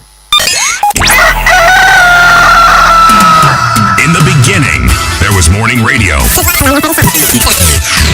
But now there is Radio Generation's The People's Breakfast. Curious and bold, getting facts from the shadows. That's what it is. Now, as the city wakes and secrets stir, a bright new voice shines. The People's Breakfast. Your morning, your voice, your journey. Good morning. Good morning, my neighbor. Welcome to the home of hard truths and bold insights. Radio Generation. A very good morning to you and welcome back to Radio Generation. 7 minutes past 7 o'clock, past 9, guy. We are coming to almost the end of the show.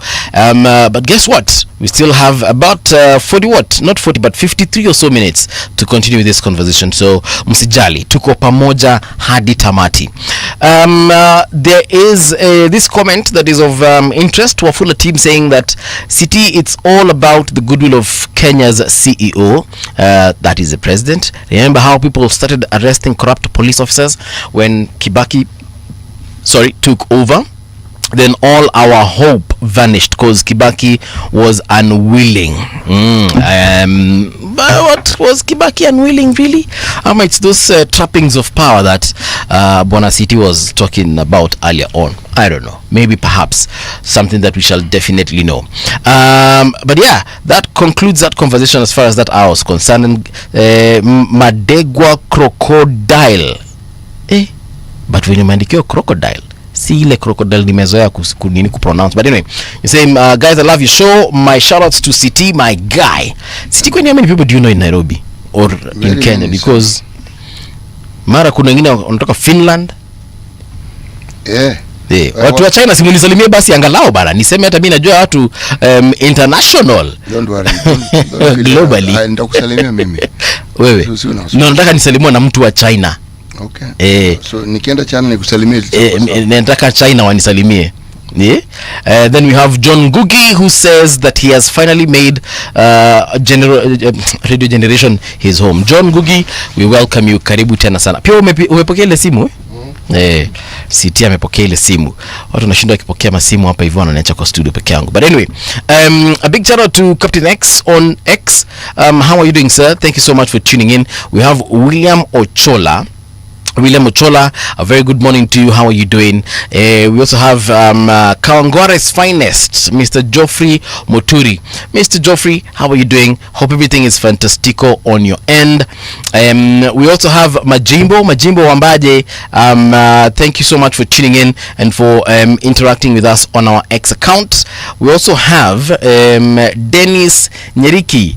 Dennis Nyeriki, a very good morning. You're saying City honor ana ooze, City ana ooze kizungu. Drudgery during courtship. You put your foot forward. Hashtag the people's breakfast. Yes, indeed. Drudgery shall get to dissect that word. Then we have Travel Savage. Travel Savage, good morning. How are you doing?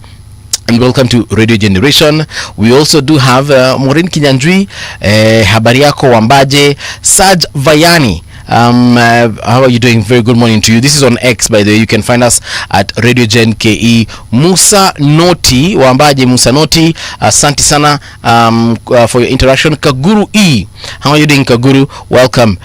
We also do have the Jimmy Experience. Charles Runke as when Ken Kalahari, a very good morning to you. We have Igiri Igiri WM. Hope I'm saying your name correctly by the his Nanipatanga of God. Then we also have Miss Provost, come all ye sinful sinners on our X account. Why do you want sinners? Aya, karibu tena sana. We also have Chalo, uni Chalo mgani, Chalo karibu tena sana. Benazur Tutsi, habari yako.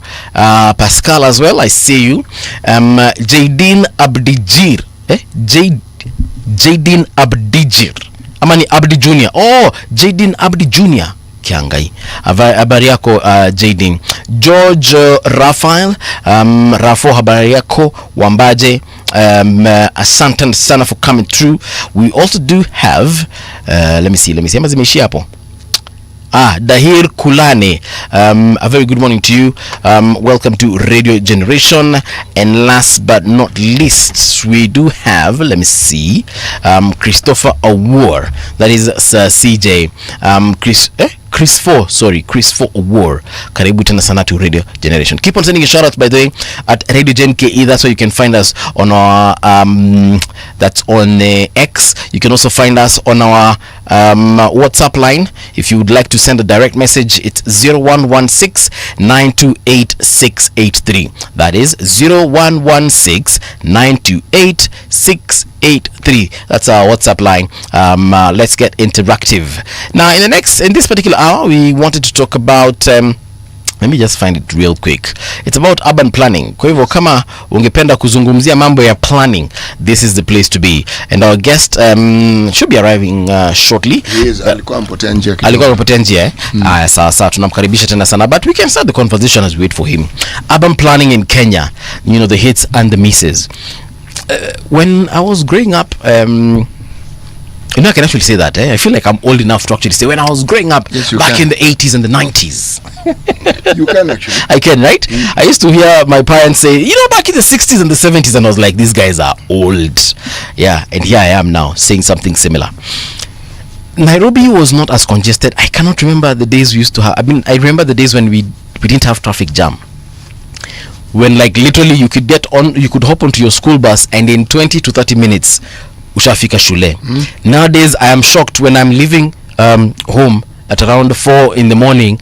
I see children being picked up and dropped, or rather children being picked by their school buses to go to school, and I'm like, at 4 that should be the peak of your dreams. Unafaa kwa ndio unangorota sa vizuri, yani dreams zimekamata huko unacheza na unicorns. You've actually gotten to the heart, the very very heart of a planning issue. Yes. You see, the planning of a city also places certain public amenities as part of their plan, schools being one. So in many parts of this city you'll find school districts. Yeah. There's a school that represents the area people live in, and then schools even had the names of the areas that were there. All right. As the city expanded, the school did not expand at the same rate. That is the government. By schools expanding, you mean the number of schools did not? Yes. Schools didn't expand. The number of schools did not increase to meet the needs of the population. Because, say for instance, if you look at Kilimani, that is probably the best example you can give, or even Upper Hill, where many of the houses that were their government houses for senior civil servants were single units. Now, just one of those plots or two, if you put high rises on that, you have more than double the population of everybody who was in that area. Okay? Now, and there are very many of those buildings, as you find in Kilimani. So suddenly there is a much bigger demand for everything. Now the demand is what brings about what you're talking about in terms of congestions, you're talking about traffic jams and so forth. Now, then comes a school. There is the idea of you want a school that you feel your children should go to, and it may not be in your neighborhood. So you have to make sure that the child is taken to that neighborhood. Yes. So there's some children who actually cross the city to go to school. Oh yes, I remember looking at my child's fee structure specifically for the transportation, and you could see the school has zoned specific areas, and they will cost differently because of course mtoto anatoka mbali. And I was like, goodness, kuna shule inaweza kuwa in location X but it is picking kids from like 30 kilometers away. Yes, yes, and that should really not be the case. Children shouldn't need to travel that. The children will be sleeping in the bus going to school. They'll be sleeping in the bus coming back home because first of all they're tired, and that journey itself is tiring. So unaona kuna shule Ngong Road but inachukua watoto Umoja. Yes. Donholm. Yes. So I'm asking myself, by the time Umoja, Donholm, yes, should have of that particular caliber, so these children could go to those schools. Yes. But if they don't, then the parents will look for schools that they feel will provide the service or the education that they feel the children ought to have. Yeah. Yes. Because I was driving in Doni one time, and I saw a school bus from a school on Ngong Road, and I was like, why? I wish we had an expressway from Donholm all the way to Ngong Road. That way will probably take the same amount of time it takes from Mulolongo to ST, which is roughly, if you're driving in safe speeds, 20 minutes. Yeah, but if you fly like some people I know, it will take you 9 minutes. So if we had an expressway between Doni and Ngong and not Ngong but Ngong Road, that would make sense. So is it because of our planning? Is it because even is it a government issue, sorry, or is it a private issue? No. The service, schools, education is a service, and it goes with the physical structures which are called schools. Okay, the private entities play their part, but it's a government responsibility. You cannot farm out the responsibility of educating your citizenry on some private entity. It has to be you who has the say. Okay, the private entities will partner with you, but it is yours. See, the plans may very well be there and they may very well exist. Then there's this small little matter of the implementation, and it suddenly becomes an extremely difficult conversation to have, because the moment the culture for service took a complete U-turn and it was a service provided by your lips but not by your action, then very many things that were planned for and ought to have been implemented in a certain way suddenly took a completely different detour. Yeah. Yes. And that's really what we see. I remember when we used to live in Gando, which is just next to the Nairobi racecourse, and I would take a matatu. Like, I would get a call and someone tells me, can we meet in town in like 20-30 minutes? And I would literally rush to the stage, take a matatu, and in 15 minutes tops, you're in town. I'm in town. Yes. Nowadays someone tells you, can you meet in town in 15 in the next 1 hour? You're like, are you mad? Give me at the very least 2 hours, because from Ngong Racecourse kufika tu pale Junction peke yake, that's a nightmare. Junction Mall to some place like Prestige Plaza, first of all, the number of traffic lights that you will encounter there is a problem. Then from Prestige Plaza, just to get to the Nairobi funeral home roundabout, that one is a monster by itself. Then now you have to decide, are you going to go through Community, are you going to take Valley Road, or do you want to slide down Bagadi Way, or nowadays it's called Raila Odinga Way? That's another problem by itself. So by the time you get into town, a distance that should probably not take more than 30 minutes, you end up taking an hour plus. Then first ukifika tu Haile Selassie yenyewe, mimi ushuka matatu, because I will wait for that roundabout to unlock itself or unblock itself for close to 20-30 minutes. Already ushafika town, uko town, but ndio ushuke matatu, it takes you another 30 minutes. And I just don't understand that crazy. The traffic in Nairobi is crazy. So I don't know, should we move out of town now? People have been saying that even government services now need to move away from Nairobi, zianze kwenda to other satellite towns like Kitengela. That also is a planning issue, because you see, when you anticipate the growth of a population, and you see it in the congestion of the city that you're referring to, then you need to understand that you need to move out. You need to go out of the boundaries. Yes. That's where the discussions of a metropolis now comes into being, and so forth. Now, these are all planning issues. Now, the thing about planning is, you may have the plan, the implementation will require money. Now, our constitution requires public participation. Yes. There is so much more that needs to be done in order for these things to actually work. But what we have in terms of the discussions that we keep hearing of is that how these things are not working, not how they're working. Yes. So I was watching some video on YouTube of this lady. She's a biker. She travels around bikers in motorbike. Piki, and she travels around countries in Europe, just exploring them. So one time she had an accident in the UK. I think it was in Wales. So she had an accident, and it wasn't really a big one. It was a minor collision, and her number plate ilikuwa damaged. And when the police came, they documented everything. Now she was allowed to leave. She just asked them, by the way, where around Wales can I get a replacement number plate? And they directed her. They told her, enda hivi fika pale utapata place wana kufanyia replacement. And guess what? She replaced her number plate for almost nothing. The amount of money she had to pay to get that replacement. Here in Kenya, replacing your number plate, that's first of all the number of forms you'll have to fill, explain what happened, where did it go to. Then now you have to produce the damaged one so they can replace it for you. I found that process for the UK situation less hassle, and there was an option of them even delivering the number plate to you. So that means you just go online, apply the same way we apply on NTSA, sit home, and in a few hours you will get your number plate. Now for her, she opted, because it was on her way, aliambiwa to just go down the road, piga kona mbili tatu utafika. And literally from the time she was released to the time she left there, I don't think it even took more than 10 minutes. She had a new number plate, she left, and she went on her business. Now, why am I saying this? It's because, number one, for us to get licenses here in Kenya, lazima uende NTSA ndio ukapatiwa license yako.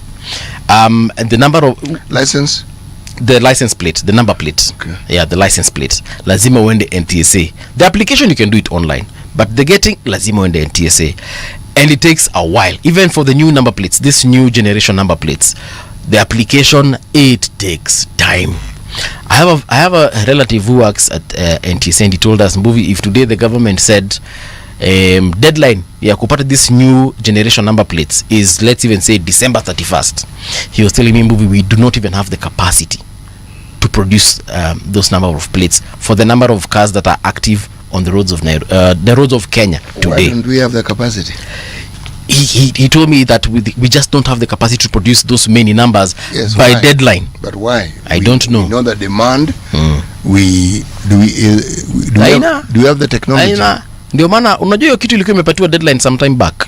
They cancelled that deadline. Do we have the technology to make those number plates as required? When he said capacity, I'm assuming he meant everything from the technology to the printing to the making to the fixing to the whatever. Now do you understand why I ask questions? Because I would have asked very many questions. You tell me capacity. What is it? Does the technology exist that can actually make those number plates to meet the deadline we have? If the answer is yes, then why don't we have it? Yeah. Simple enough question. Maybe the machine we have produces 10 number plates per minute, but for the capacity we're looking at is probably 1,000 per minute, or 10 number plates per week, or 10 number plates per week. So those are some of the problems and issues, I think. And you see, the solutions for me already exist. The solutions are already in it. So it's not like that we need to reinvent a wheel somewhere and start thinking, how can we actually make these things easier for Kenyans, such that people don't have to come to Nairobi to access certain services, or people who are living in Karen, Mulolongo don't have to come to Tao, so that we can also reduce the number of vehicles streaming into Nairobi town, into the CBD. Can we actually decentralize some of this? For example, can we have the Ministry of Foreign Affairs in Thika? Is it something we can achieve? I believe we can achieve. Why would we have it in Thika? So that the number of people who have to access services from the Ministry of Foreign Affairs do not have to come to the CBD. And this is just an example. I do not know the traffic at Ministry of Foreign Affairs. It's just a ministry I've picked up. Right now there is no traffic. Everything is online. Yeah. Yep. Nyayo House, for example. Now you can apply. I think you can apply for your passport from any Huduma center. You can actually apply it online, but in terms of picking it up, makes perfect sense to me. Yeah, to come to Nyayo. it makes perfect sense, but there is no reason why they can't deliver it to you. It could be delivered. Yeah. Because all you require the details of where it is, and then they call you and ask you where can we deliver it, and then they deliver it. Yes. Yeah. You know, the change is tends to be one of the things that we human beings resist the most. Once we are comfortable with what we have, the need to change is something we grapple with. Yeah. Even when something isn't that good, but people are used to it, get them to change something better becomes very, very difficult. Because what they've done is they've already gotten accustomed and they're used to what they're dealing with. And then you ask them to try and get you something else that they're dealing with. Problematic. Yeah. Yes. You know, the difficulty that we refer to often, whether it's with reference to governance or whether it is reference to the planning that we're speaking of, the component that is usually the roadblock is something very simple. It's the will. If those who are in position of authority don't have the will to do what needs to be done, then there will always be a problem. Yeah. Yes. So then, in terms of urban planning, because again, I don't want us to blame the government without necessarily also us seeking our own personal solutions. Kwa mfano, is it possible? There are countries that work 4 days in a week. Is it Greece that work 4 days in a week? Is it possible to actually have them have that kind of work culture here in Kenya? A lot. France has, I think, a 6-hour working. 6 hours. Yes. Yeah. These things are informed. All these processes that you speak of are informed by research. Yes. It's something that they've taken time to examine the figure. You know, this 8 hours theory. People don't really work 8 hours. So you actually give people the number of days that you feel makes them productive. Or you just give them deliverables. You tell them, as of Monday, I just need you I need you to have written 6 essays, and that's just an example. Yeah, by Monday I need you to have written 6 essays. How you write those essays, where you write them from, I do not know. I just need 6 essays by Monday, by close of business on Monday, right? Such that we know close of business is at 5, right?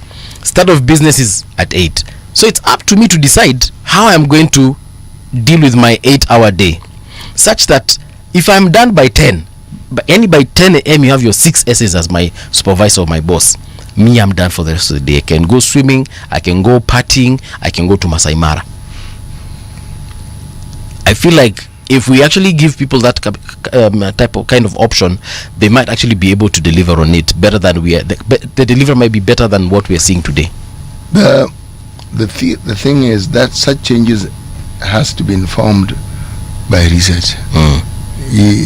You have to know the reasons why people work the hours they work, what they do and why. All that has to be understood, so that when you're saying this is how we're going to position it, it's from position of knowledge. It has to be. Otherwise it doesn't help. And if somebody just decides and declares, and nothing will be achieved, because at the end of the day, the deliverables you're speaking of will be part of the discussion. So if we are working 8 hours a day, so what are the deliverables that need 8 hours for it to actually be achieved? If it's in public service, it is you are giving people the length of time to come and get the services that they require because of a day. Okay? And you sort of like close shop before it is dark, 4 o'clock, 5 o'clock, whatever the time is. We understand. Then you ask the question, do you really need 8 hours to do all these things? See, the moment you have the communication age with us, which is the 21st century, and things are online, then the truth is you may not necessarily need those 8 physical hours. Now, how do you then ensure that the services that people want are actually delivered and that they actually get it in the way they do? Again, this one has to be informed. It's not difficult to ask people how they would like certain services provided for them, because they're the ones who want the service anyway. Because also, I look at people working in the public sector, public service, and some of them clerks. The only reason they come to the office is because they have to work with the company computer and access the company software, website, and all that, the intranet in the office. That's the only reason they come to town. But those people will never interact directly with the public. Yeah. So, like I'm saying, clerks. Is it possible to have this particular clerk? We empower them to own their own computers back at home. All right. They work with those computers at home. We also make sure that they have good internet connectivity such that this clerk doesn't have to come to the office. By that, and if we can actually achieve that, then that means there's so many people that come to town in the morning that would never have to come to the office, to town rather, to the CBD. COVID provided us with an opportunity. Yes, it did, because there wasn't much of a choice.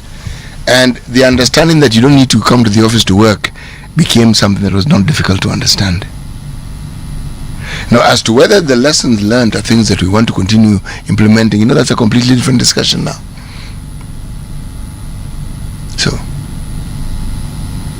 the amount of money we would save as far as fuel is concerned. Of course, there are industries now, kama matatu, they will suffer, but the amount of money would save as far as fuel is concerned. Actually, that we're also taking care of our environment. That means that we are also conserving the spaces. We are spending more time with our family, so that means our mental health is way better, as opposed to every day you're just stressed thinking of, first of all, the commute. Kuamka asubuhi, do you know, unajua ile stress mtu anakuanga na akiamka 4 am uoge, saa zingine unaendelea kuoga hivi stima zinaenda, unaoga na maji baridi, and you have to go to work because having to explain to your boss, CT won't understand why you're telling him you had to boil water so you can take that shower. I feel like if we rearrange how we operate, we might actually we might achieve much more, and that way even your salo mishahara itaanza kukua mingi zaidi, because the company will be saving, or rather the state will be saving so much on space, will be saving so much on rent, because some of these buildings gava rents, they will be saving so much on energy, so that means they don't need to pay electricity all the time. They don't need to, because wafanyikazi kwa ofisi lazima achemshe maji ya kunywa kahawa. Now you can imagine 1,000 employees wote wanachemsha maji, all that money being spent on electricity, hiyo ita reduce, because sasa wewe unachemsha maji kwa nyumba yako, so you're spending your own tokens. The amount of money Gava saves, it can be redistributed back to the pockets of their employees and also to development projects. Hapo nimetumia akili. That one sounds really good. Yeah. Sounds really good. Yeah. Achievable? No, it is. Yeah. It is. There's what you're saying is actually achievable. Yeah. Don't run it down before you've even given it a fair hearing and airing. No, it is. But remember what you've just said and why it is difficult. It represents that very process I was telling you, how we resist change. Because you're telling somebody you don't have to wake up to do what it is. You don't have to. Now, the moment somebody anticipates change, their life revolves around all these things they do in the way they've been doing it. So you change one thing, you're changing very many other things. That one they're going to resist. Because they're wondering, why do I have to change all these things? Why? You remember the conversation we had with Maureen Mutia last week? Yes. She was talking about the Gen Zs at the workplace, and I believe it's inevitable right now. We'll get to that point. Right now, we are still struggling with the people who are yet to retire, those who are approaching 60. But I believe with a new age, starting from millennials, kwenda kizazi kipya, itafika tu mali, this will be literally the trend. You were talking of traffic. You see, where our guest was should have taken him 5 minutes to get here. Right. But given the traffic we have in this delightful city of ours, my friend, a 5-minute journey can prove to be very, very, very tricky. Yeah. Yes. Adrian is saying what's vaguely being talked about here is land use and urban planning. Bring services even closer to the people. It's not just work. Kids should be able to walk to school, come back for lunch. Very true, I agree. Juzi ushago nimeona in my shags in Kitui niliona kuna mpaka school bus. Something that you wouldn't probably see 10 years ago. Shule zimeanza kununua school buses in Kitui ushago. It's a good thing because that means they have more revenue. I'm happy for them. But I am agreeing with Adrian here. Him saying that we need schools, and you've also said something similar, schools to be close to the people in the community, such that you can literally walk to school. Actually, as a student. Part of the requirements when you have developments like say Buruburu, Umoja, part of the requirements, and you will find in those old estates it was met. You need to have facilities that will cater to the needs of these individuals. If it's a population, a structure that has a certain number of people, there are certain things you must have, whether it's a kindergarten, whether it's a clinic, they must be there. When it expands, then you then get to a primary school, a secondary school, maybe a tertiary college, maybe a place of worship. All these things are part of the plan, because you want to bring the service that these people need close to them. Why should somebody who lives in Buruburu travel all the way to town, and yet what they need is there now? If you look at now where the corporate and the commercial entities help, they know this. So they will set up shop where those people are. So you don't have to travel. They have brought the service to you. And we see it happening over and over. And if you find many of these developments, part of the development is a shopping complex. A place where you will find a bank, you will find a supermarket, you'll find certain amenities and so forth. See? That's planning. Meaning, if I live in a certain place, I don't have to go to the CBD like once upon a time when we were young, the CBD was everything. Yeah. Even cyber cafes were the CBD. CBD was everything. Yes. All these other places that you see, there was Adams Arcade. Oh yes, Adams Arcade. Yes. That was it. Yeah, came later. Now, for every stone you throw, my friend, there's a mall. The services being brought closer to you. Yeah. Yes. Remember I told you at one point, for us to buy chicken or fish, we had to go to Dagoretti Corner. Yes. Mali watu siku hizi wanasemanga junction. You had to go all the way to Dagoretti Corner to buy chicken. Inakuwaga hivyo. Na tulikuwa tunapanda matatu ama tunatembea ama fadhali na kutuma na baiskeli. Unakimbia kule. But Ndio is not very far from that, is it? It's not really far, but that time it was quite a distance. Wacha. That time, imagine I was this short. Everybody was that short at some point. It doesn't make the distance longer just because you're short. My take 2.0 anasema, wow, it looks like someone's gain is someone else's loss. Yeah, ni ukweli. Patrick, karibu. Yeah. Our guest has arrived. Kupotea bwana. Usijali, lazima upotee ndio ujue. Yes. Ujui. Yeah. That is Patrick Silili Adolwa. He's an urban planner and he's actually a planner and urban specialist. Welcome to the show. Asante sana. Yes. You just found us talking about some of the amenities that can be found in communities such as schools. I had a bit churches. of the conversation and I was quite intrigued about the distance that you need to cover. Yeah. And interestingly, I think some of the things you're saying have become strange things to people because we used to walk to school. There were no school buses during our time. Yeah. And we still made it. How long did you have to walk for? In my first school, the bell used to ring and I would take my bag. I knew it was a green bag those days in the early 70s, and I would just run across the fence. Oh, literally? Yes. Across the fence? Yes, the school was in the neighborhood. Yeah. Yeah, that's how school was. How could it be elsewhere? It cannot be anywhere else. Yeah. Yeah, school defines the neighborhood. Actually, we dive right in. How the role of planning, yes, and in ensuring that the population have the amenities they need within the neighborhood. Walk us through this process. But you see, planning has a meaning that modern generations and modern administrators and the political elites seem to have completely trashed. Because planning has a meaning. It means doing things very deliberately, very systematically, so that you achieve a certain objective. And it's about quality of urban life. So when they planned Kaloleni or Mudhurwa, At the time when they planned it, they made sure that your school was within your view. You could see where it is from your house. that's why you have Munduro Primary School. That's why you have Mudhuro Primary School. That's why you have Makongeni Primary School. That's why you have Buruburu Primary School. Yes. It was deliberate. It had a meaning. That's how life was supposed to be lived in a community. You cannot leave your community to go and do your school in another place. You live in Buruburu, but you think your child belongs to Westlands Primary School. That's false. The teachers are the same, the syllabus is the same, but it's your mindset that is distorted. So you aspire to be elsewhere in a different physical location, but you live in a different physical location. So since you cannot go to that location because of obvious cost implications, you project your children to those spaces because then you think that that's where they belong, but that's false.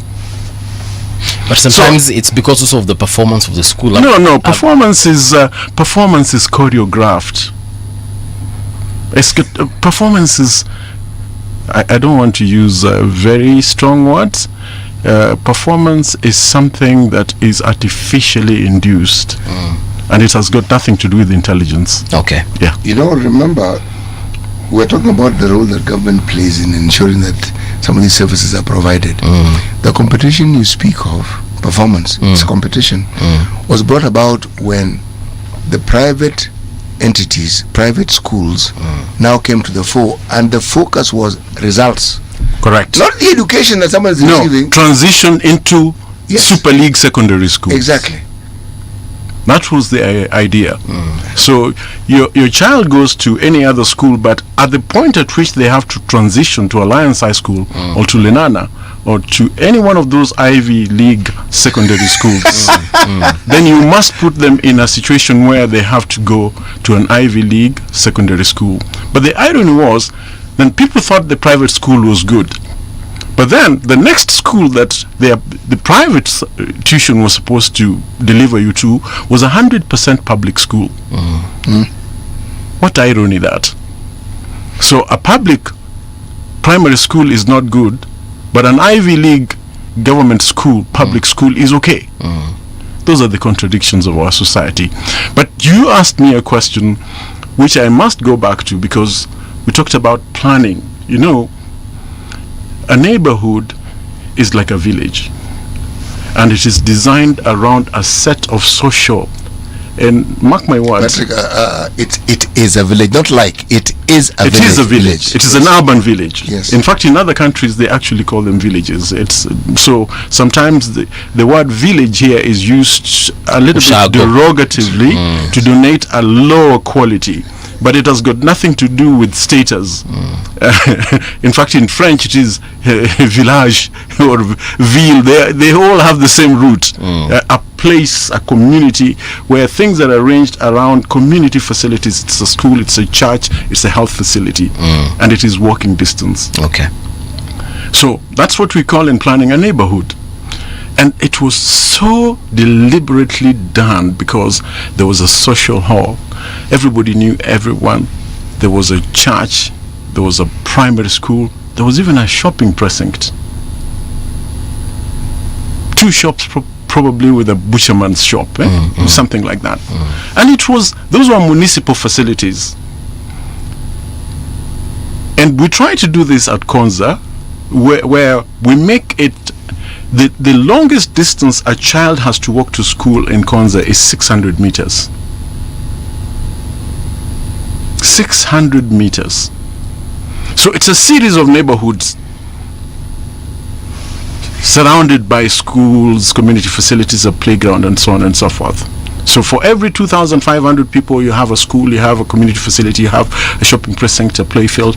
You know, that has completely disappeared because of vested interests, and people are no longer interested in creating urban communities around certain nodes to to eliminate all these school buses you were talking about as I was making my way here, because this school bus is one of the menaces of modern day transportation. In fact, it creates such massive distortions in the urban transport system.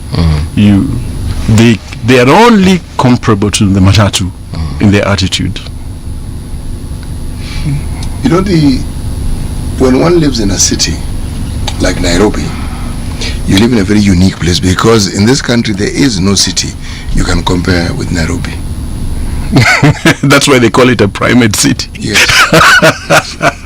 So when you look at Nairobi and the manner in which it has expanded or exploded, if I may use the term, was this foreseen? No.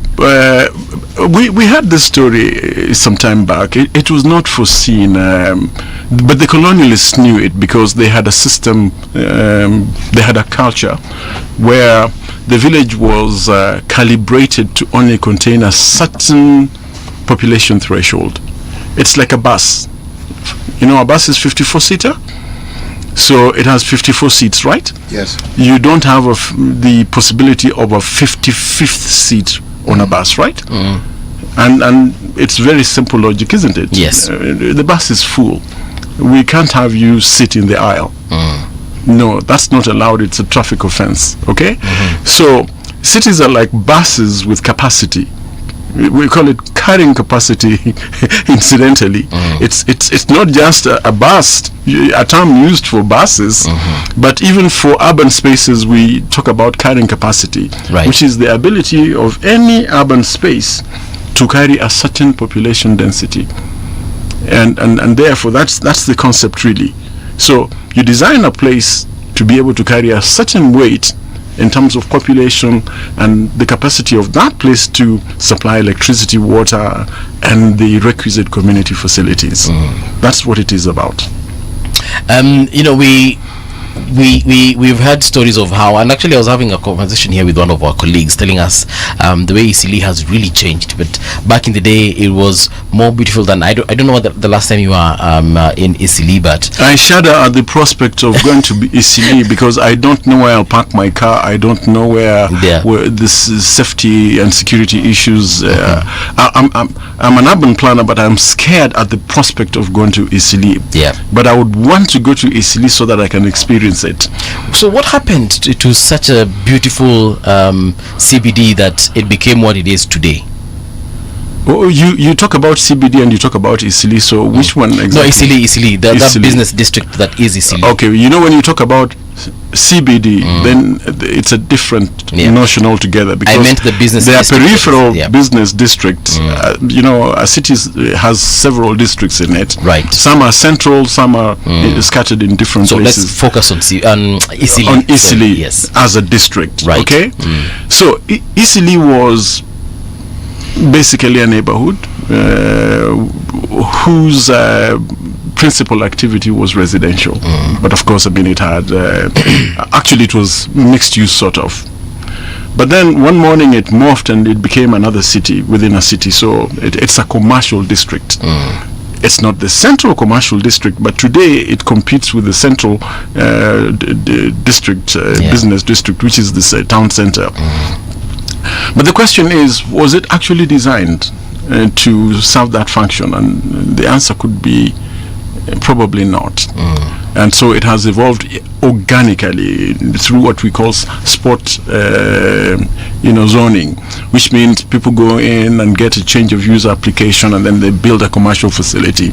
But it's not based on a properly articulated, properly formulated urban planning concept where you can you can simulate all the things that we are talking about, the capacity to carry, the traffic, transportation, and all that.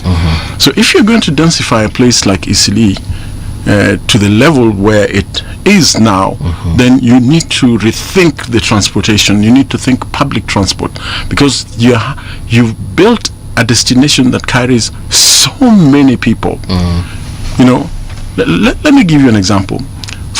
What usually happens is, in a property where you used to have one single family dwelling unit, You're laughing because you can see the projection. I'm actually seeing, I can visualize it. You can see the metamorphosis. Yes. You know, Yes. okay? Literally happening in space, right? So, where you used to have your one single family dwelling unit with 5 people in it, your father, your mother, and the 3 of you, and a housekeeper, 6 at most, with such little demand for water and electricity. Then one morning you wake up and that same property has been redesigned to take up something like 2,000 people. Now, I mean, that's the crisis. You used to have a family parking space there. I mean, that parking was for a family, maybe probably 1 car and a visitor's car. Now, all of a sudden, you need to provide a space for 2,000 cars. Then that is replicated along the entire street.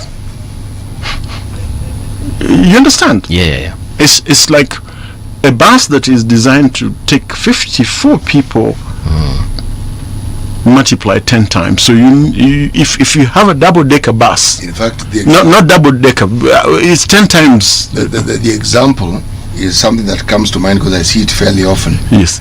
Is a motorbike that's supposed to have 1 passenger. Oh my God! And yes, you know, Yes, you know, yes, yeah, and has yeah. 3 passengers. And how precarious? Yes. You know, do you know how precarious it is to be on that motorbike? That's how vulnerable that space has become. That's how dangerous. That's how fragile you have made that particular location by overloading it like that. And we see something similar happening in South Sea as well. Yes. Currently a lot of developments. So like you're saying, family homes been demolished, now putting up huge apartments and hotels. But remember one thing also, there's a need that is being met. Now, how does an urban planner or the process of planning meet this need? That's why I asked and said, was what we have foreseen? Because planning has to do with foreseeing. If it's today, that the planning is minimal. But if you're talking about a city and you're talking about its growth, your focus is the future. What should we envision? Because that's what we're planning for. You're asking difficult questions, Morgan. I have to take you back to political economy. You said in the beginning, Nairobi is like no other city, which is true. None. Yeah, but Nairobi has been East and Central Africa. Yes, none. but Nairobi has been perpetuated in that mold for so long. Because what we needed to redirect urbanization so that Nairobi doesn't remain the focus. We didn't. So Nairobi is... When you say redirect, what do you mean, if I may ask? Yes, I am going there. So the reason why Nairobi is so unique is because Nairobi attracts people every day from everywhere. Every student that leaves high school, every person that grows up in Kiambu or Kirinyaga or Isibania or North Hall, the destination is Nairobi. And it's for obvious reasons. It's because of our colonial structure. And it's because of Nairobi is positioned as a primate city. So everything happens in Nairobi and all the resources are based in Nairobi. And that's the reason why decentralization came with devolution.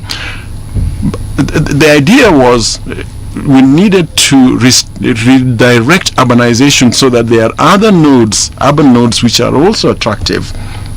Other destinations like Kisumu, like Mombasa, like Nakuru, like Eldoret. But did we do enough to cause that redirection to happen? No, we didn't, because there was no political goodwill. Okay? So devolution comes, and when devolution comes, we all, those ones of us who are urban specialists, we imagine that there would be a new urbanism.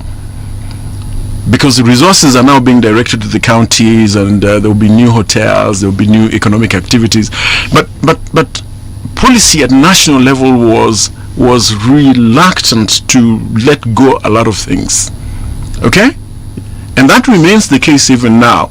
Because if we could unbundle a lot of things, if we could allow a lot of things to locate in those places, for example, why should Kenya Sugar Authority's headquarters be in Nairobi? And sugarcane is not grown. And sugarcane is not grown in Nairobi. Why should Kenya Tea Development Authority's headquarters be in Nairobi, somewhere on Haile Selassie Road?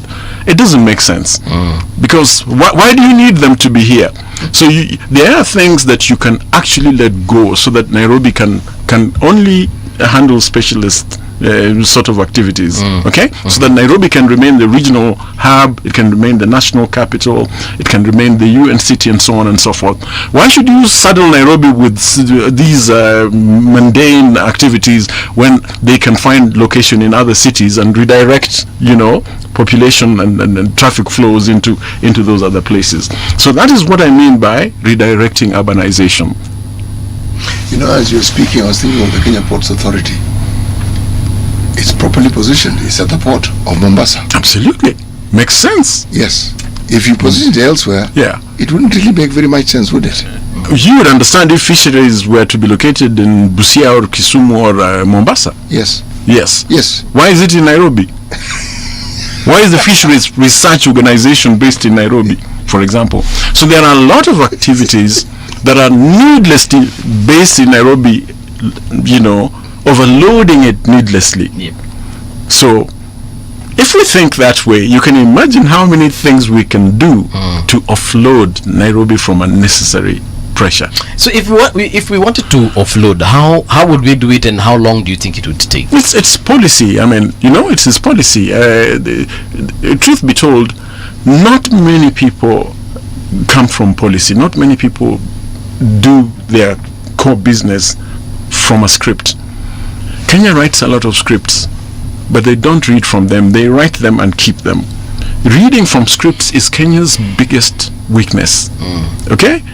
I mean, people have what we call county integrated development plans, which they don't follow. People make urban plans which they do not follow. People have policies in this country which they only talk about in situations like this, but they never have a program for rolling out. They never do budgets. That is our biggest problem, because we do not believe in long-term strategies. No, we believe in short-term political cycles. Imagine, like now, we are already in campaign mode because we've only done 2 years of serious work, but now we've already forgotten that we're already doing something else. So if you had any policies, if you had anything in the pipeline, it's likely to be short-circuited. Yes. And it may probably not be taken over by the next person who comes into the fold. Yeah. You know why I brought Nairobi into the conversation, why I'm focusing on it, because a lot that can be learned just from this city as we see it, but most with reference to something like devolution. Our time will not allow us to go into a full discussion, but you will come back because we're going to invite you to come back. I look at Nairobi and I look at what it is that is our lived experience in terms of the governance of Nairobi. Governance of Nairobi? Yes. That's a misnomer. Yes, that's precisely it. The absence of governance, but I'm calling it governance. Yeah. And I'm looking at, let me then throw in the word, the management of this city county. And it is literally impossible to manage the city county from City Hall. Literally. Simply because all the various units, in my opinion as a layman, that make Nairobi ought to have been independent on their own to just run their own little business. I look at Westlands. Westlands is a city. I mean, if you look at just the economy of Westlands, we talk about Isini, okay?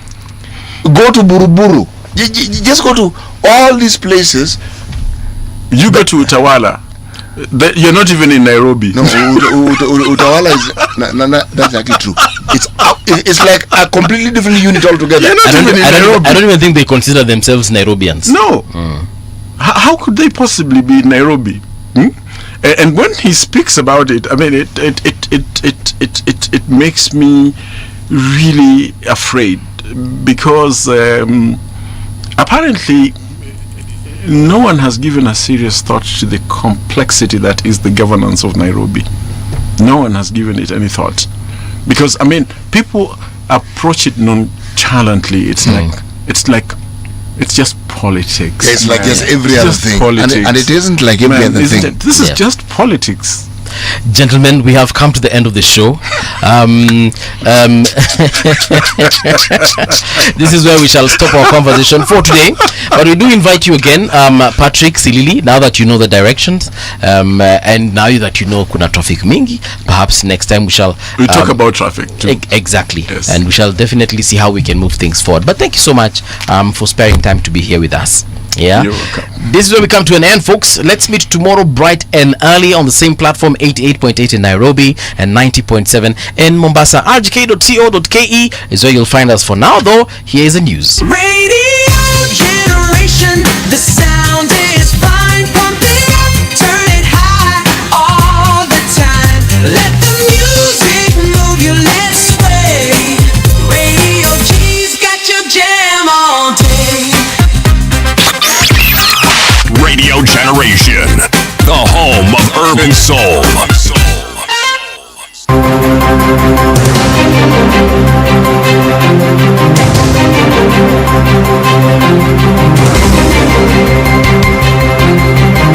This is the Radio Generation News. Good morning, I'm Winnie Maganga.